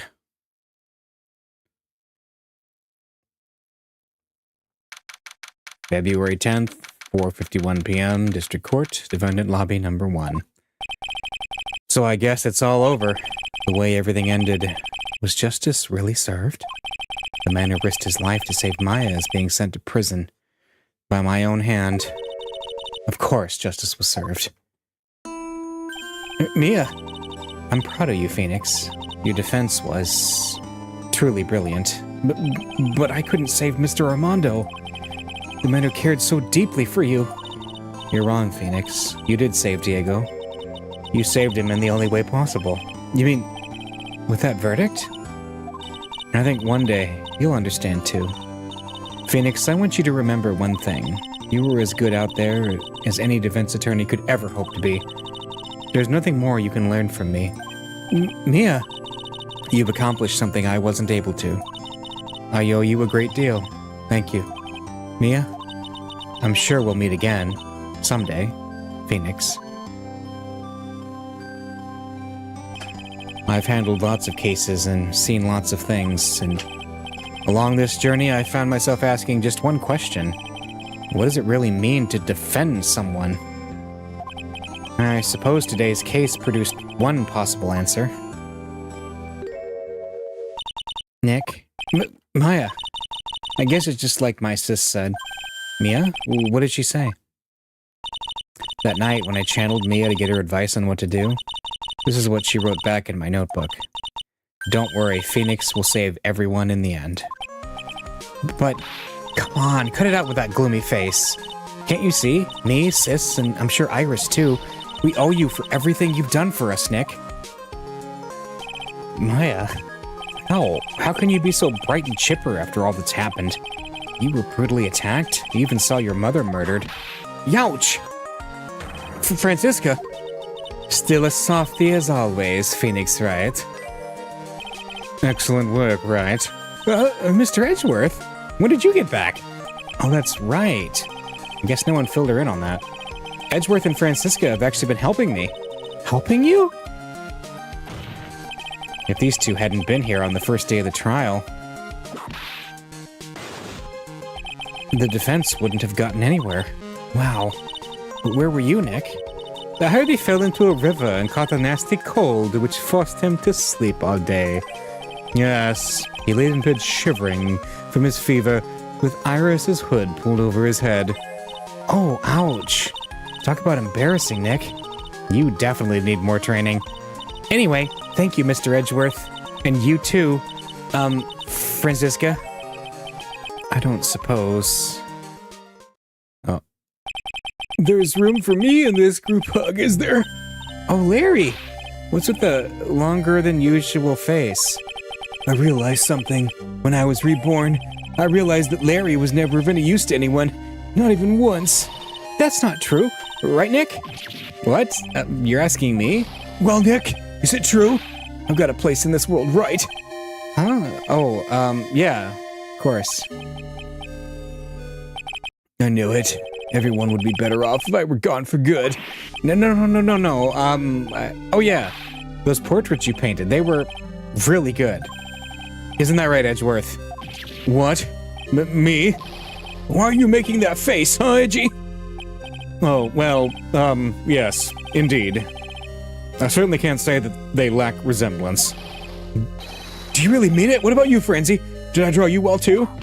Ow! My beauty can't possibly be captured by a mere crayon. Nevertheless, I recognize the effort you put into it. That's worth something. So then you'll do it, like you promised? You're gonna model for my next picture book, Frenzy's Whippity Whip Trip? Ow! Don't get carried away. Well, how about that? I guess painting portraits is the only thing I'm good at. The painting of Pearl was pretty darn good too, if you ask me. Huh? Now that you mention it, I haven't seen her around. Pearls? Where could she have gone? Normally she would have made a beeline for Maya. Oh, I'll go look for her. Be right back. Hey, Pearly. Right. You seem to be uncharacteristically puzzled. I suspect you're wondering how Maya can be so cheerful despite all that's happened. Yeah. To be honest, I can't understand it either. Francisca, that's right. She lost her father fairly recently as well. I think I understand how she feels. Maya is a much wiser person than she appears, and I think she realizes something. Now is exactly the time when she needs to be as strong as she can. What do you mean by now is exactly the time? Maya wasn't the only one that was badly wounded by this incident. In fact, there was someone that was hurt far more deeply than she. I believe it's for that person that Maya is trying her best not to cry. Someone who was hurt more deeply? Edgeworth, I think I'm starting to understand too. Ow! Then tell me, Phoenix Wright, who is Maya Fey being strong for? Well, that's fairly obvious, it's Pearl. Pearl Fey? The poor kid, after all, the reason that she worked so hard to follow the instructions was because she loved and believed in her mother, Morgan. It's for the good of the Fey clan. I'm sure she believed in every last word. She thought she was doing it for Maya, and that's why she was so happy. And shows how truly devoted she is to Maya. But it's a cruel irony that it was her exuberance that led to this tragedy. Fey's mother was killed, and Maya herself was put into the deepest peril imaginable. And that's exactly why Maya is putting on a brave face. She's doing it for Pearl's sake, until she can see her smile again. Oh, hey! So this is where you all were. Oh, wow! Looks like we got quite the... Ouch! Hey, what was that for, sir? Sorry about that, Scruffy. My whip just seems to have a mind of its own. What's up, Detective Gumshoe? Oh, you know, this and that. Anyway, congrats on your win. Let's go out tonight, pal. Dinner's on me. My salary's just sort of gone down by a teeny-weeny bit, but it's all right. I made reservations at a first-class French restaurant tonight. Ah! Pretty good work, Scruffy. What was your reward? Detective Gumshoe? You said a first-class French restaurant? You don't mean... Très bien. Where else? I knew it. We're doomed. Come on, let's go, everyone. You can't keep Maggie waiting, pal. Hey, you, Crybaby. You're invited, too. Oh, forget about me. Pearl and I will be at the loser's shack eating potatoes. You know, Maya's taking an awfully long time to get back. She's still out looking for pearls. Oh, Maya, what's wrong? Nick, what do I do? Pearly, I can't find her anywhere. Huh? I'll bet she just went back home. That's all. I thought so too, so I called the village, but no one's heard from her. This has never happened before. As I figured, she's been badly hurt by this incident. She feels responsible for the tragedy that's befallen you, Maya. But none of this was her fault. What should I do? Detective Gumshoe? Yeah, what is it, pal?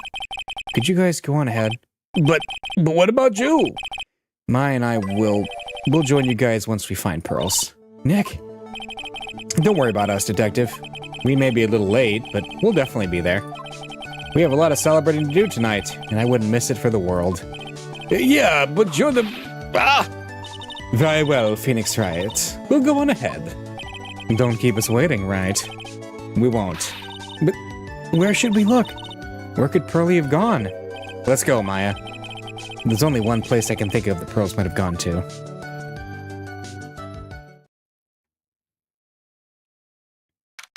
February 10th, Hazakura Temple, main gate.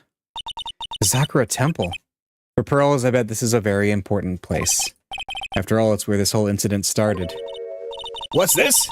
You're all back again so soon? Sister Bikini? I thought we'd be eating mashed potatoes alone tonight. So she's here? Pearlie's here? She's in the training hall. Why don't you hurry along and go see her? Okay. Pearlie's not here. Ah, Maya, the hanging scroll. Oh, it's been cleaned. Someone cleaned it off. It's gotta be Pearls. Ah, Mystic Maya! Pearlie, why did you just leave like that? Mystic Maya? Mystic Maya!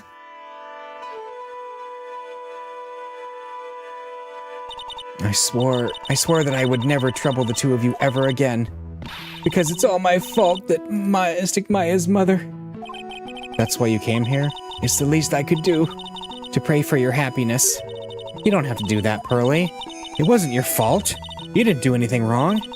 Of course I'm sad that my mother is gone, but how do I say this? I'm still happy. You don't have to lie just to make me feel better. No, really. It's true. The only reason I'm still here at all is thanks to everyone who was there for me. My sis, my mother, Mr. Armando, Nick, and you. If even one of you weren't there, I'm sure I wouldn't still be alive right now. That's why I have to be strong for all the people that were there for me when I needed them. That's all I can really do. Mystic Maya? I'm impressed. You truly are the daughter of Mystic Misty. Sister Bikini, your mother, Mystic Misty, was a strong woman indeed. I want to tell you what she said to me that night. After dishonoring the good name of Crine, I don't have the right to face my daughter.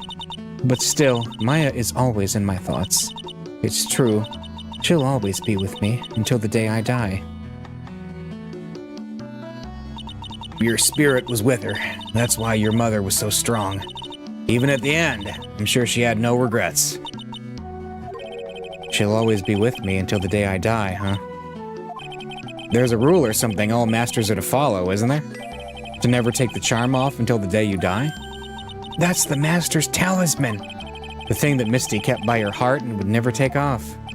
It wasn't the container that was important. Rather, it was the contents. That's... a photo? Ah! Mother. It's only natural for living creatures to fight to protect their own lives, but what makes us human is that we fight for others. But who do you fight for? How hard must you fight? That's the true measure of what human life is worth. We defense attorneys are warriors who are constantly challenged by that question.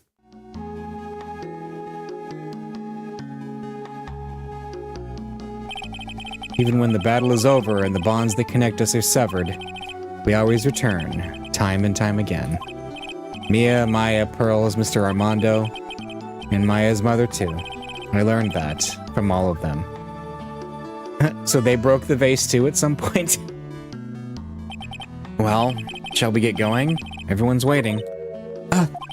This is a day to remember, a day when a lot of things are finally put to rest. I think we should celebrate what we've overcome today. But I still can't... Oh, go on, sweetie. You can come back for training anytime. Okay. All right. I'm gonna make a brand new start too. Sister Bikini, I'll be back for more training, I promise. I know, and I won't go easy on you just because you're the future master. I'll make sure to prepare reservations for 3 for when you come back. All right. We're gonna have a great feast today, Pearlie. You know why? Because training is a battle of endurance. Okay, Mystic Maya. I'll eat lots and lots of food tonight. You know, there's one thing I don't get, and probably don't want to, but... What is it, Nick? Reservations for training is fine and all, but why for 3? Come on, what do you think? You're one of us, Nick. Next time you can train right alongside us. Huh? I'll be waiting for you. Sister Bikini will take special care of you. Huh? Huh? It'll be great, Nick. We're gonna do the special course, naturally. Huh? That's a great idea. After all, Mr. Nick, you'd do anything for Mystic Maya, wouldn't you? Even walk on hot coals, right? We'll have a nice big meal before we come next time, right, Nick? You know, I was wondering if I can say just one little thing. Sure, of course you can. Oh, I love this part. I can't wait to hear it. I'm getting goosebumps too. Well then, here goes nothing.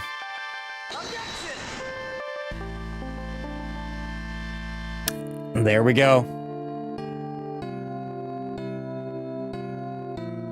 The end of the trilogy. I really have to work extra hard now. Master of Crine and the office manager of Wright & Co. in law offices. I have to be a good big sister to Pearlie and Nick, too. Well, as long as I'm not locked up or captured or something like that.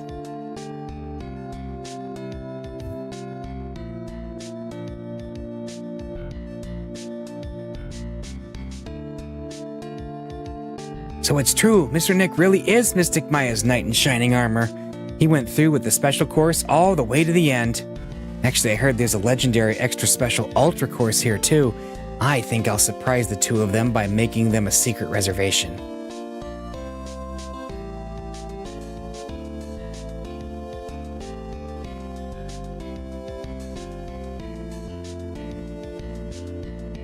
Maggie bought me a brand new coat as a present, pal.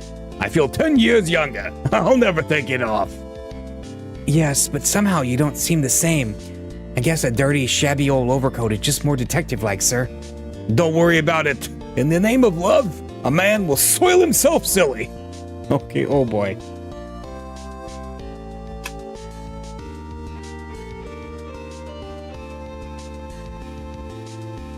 Mr. Wright, I'm once again in your debt. Thanks to you, the Treasures of Crine exhibit was a great success.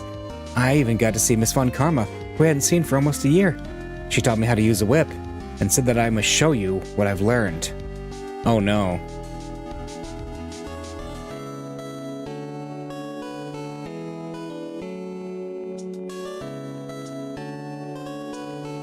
Desi and I started a company called Master Mask Consulting.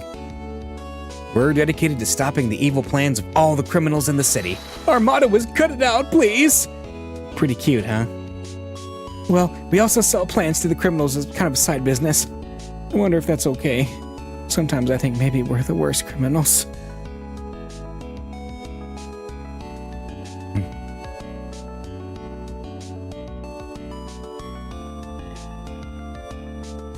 I wanted to show my appreciation to Mr. Wright for exterminating Don Tigre, so I lent him $500,000 and a tea set, a special thick tea, one I mixed with my own 2 hands. I bet he's drinking it now. Win through compromise.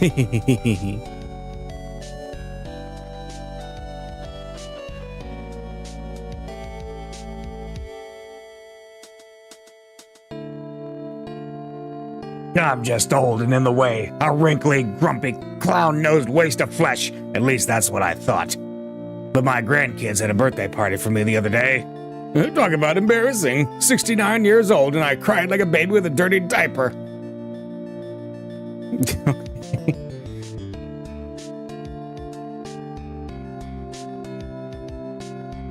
As usual, we have an abundance of work to do. We've hired a new programmer to replace Glenn Elg. I do hope everyone will get along. His name is Adam Mata. As soon as I heard his name, I knew our brain circuits would align perfectly. Is that supposed to be like automata? Adam Mata? Automaton? My. Moo reporters? Since the murder, we've made so much money, I hardly know what to do. I think the magazines like us because I provide such a nice visual, especially in spring. I can hardly wait for Iris to come back.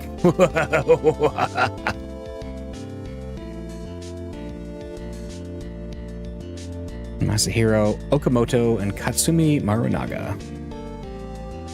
All right, well. You've turned into such a respectable man, Feeney. It was so sweet of you and everyone else to come and visit me here the other day. Of course, I was happy that you constantly had your eyes on me, but I felt kind of bad when the little one slapped you so hard you got a nosebleed.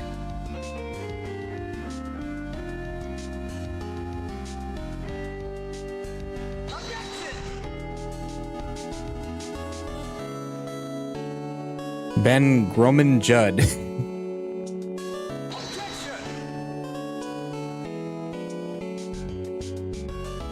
These are the voices of the various...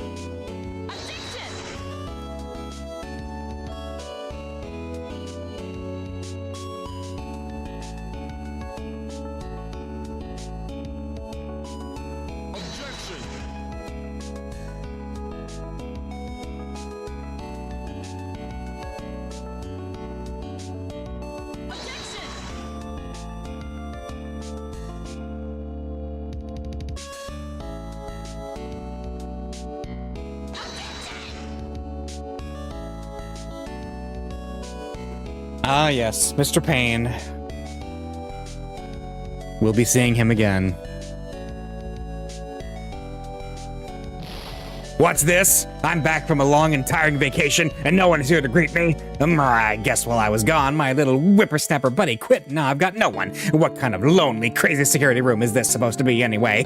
What with all the flashing lights and switches, I feel like some sort of space alien.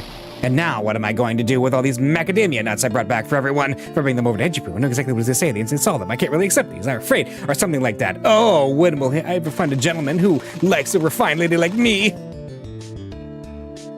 Wendy Oldbag, everybody. She came back just in time to close out the trilogy. I finally found something I love to do. Franzie's Whippity Whip trip is going to turn the art world on its head. I should have realized it sooner. Self-centered, lazy, antisocial. I'm an artist. A really good portrait artist. I'm not a loser after all.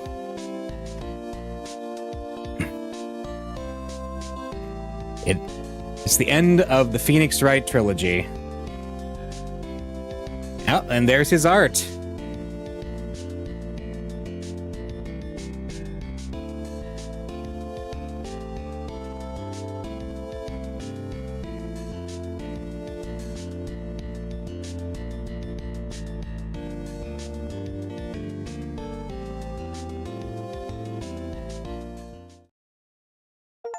There we go. We have cleared the entire trilogy. All right. Well, thanks for coming along in this 25-part journey. And next week, we're going to start the Apollo Justice trilogy, which is the sequel to Phoenix Wright Ace Attorney. And we're going to be seeing quite a few faces that are familiar. So we'll see you then.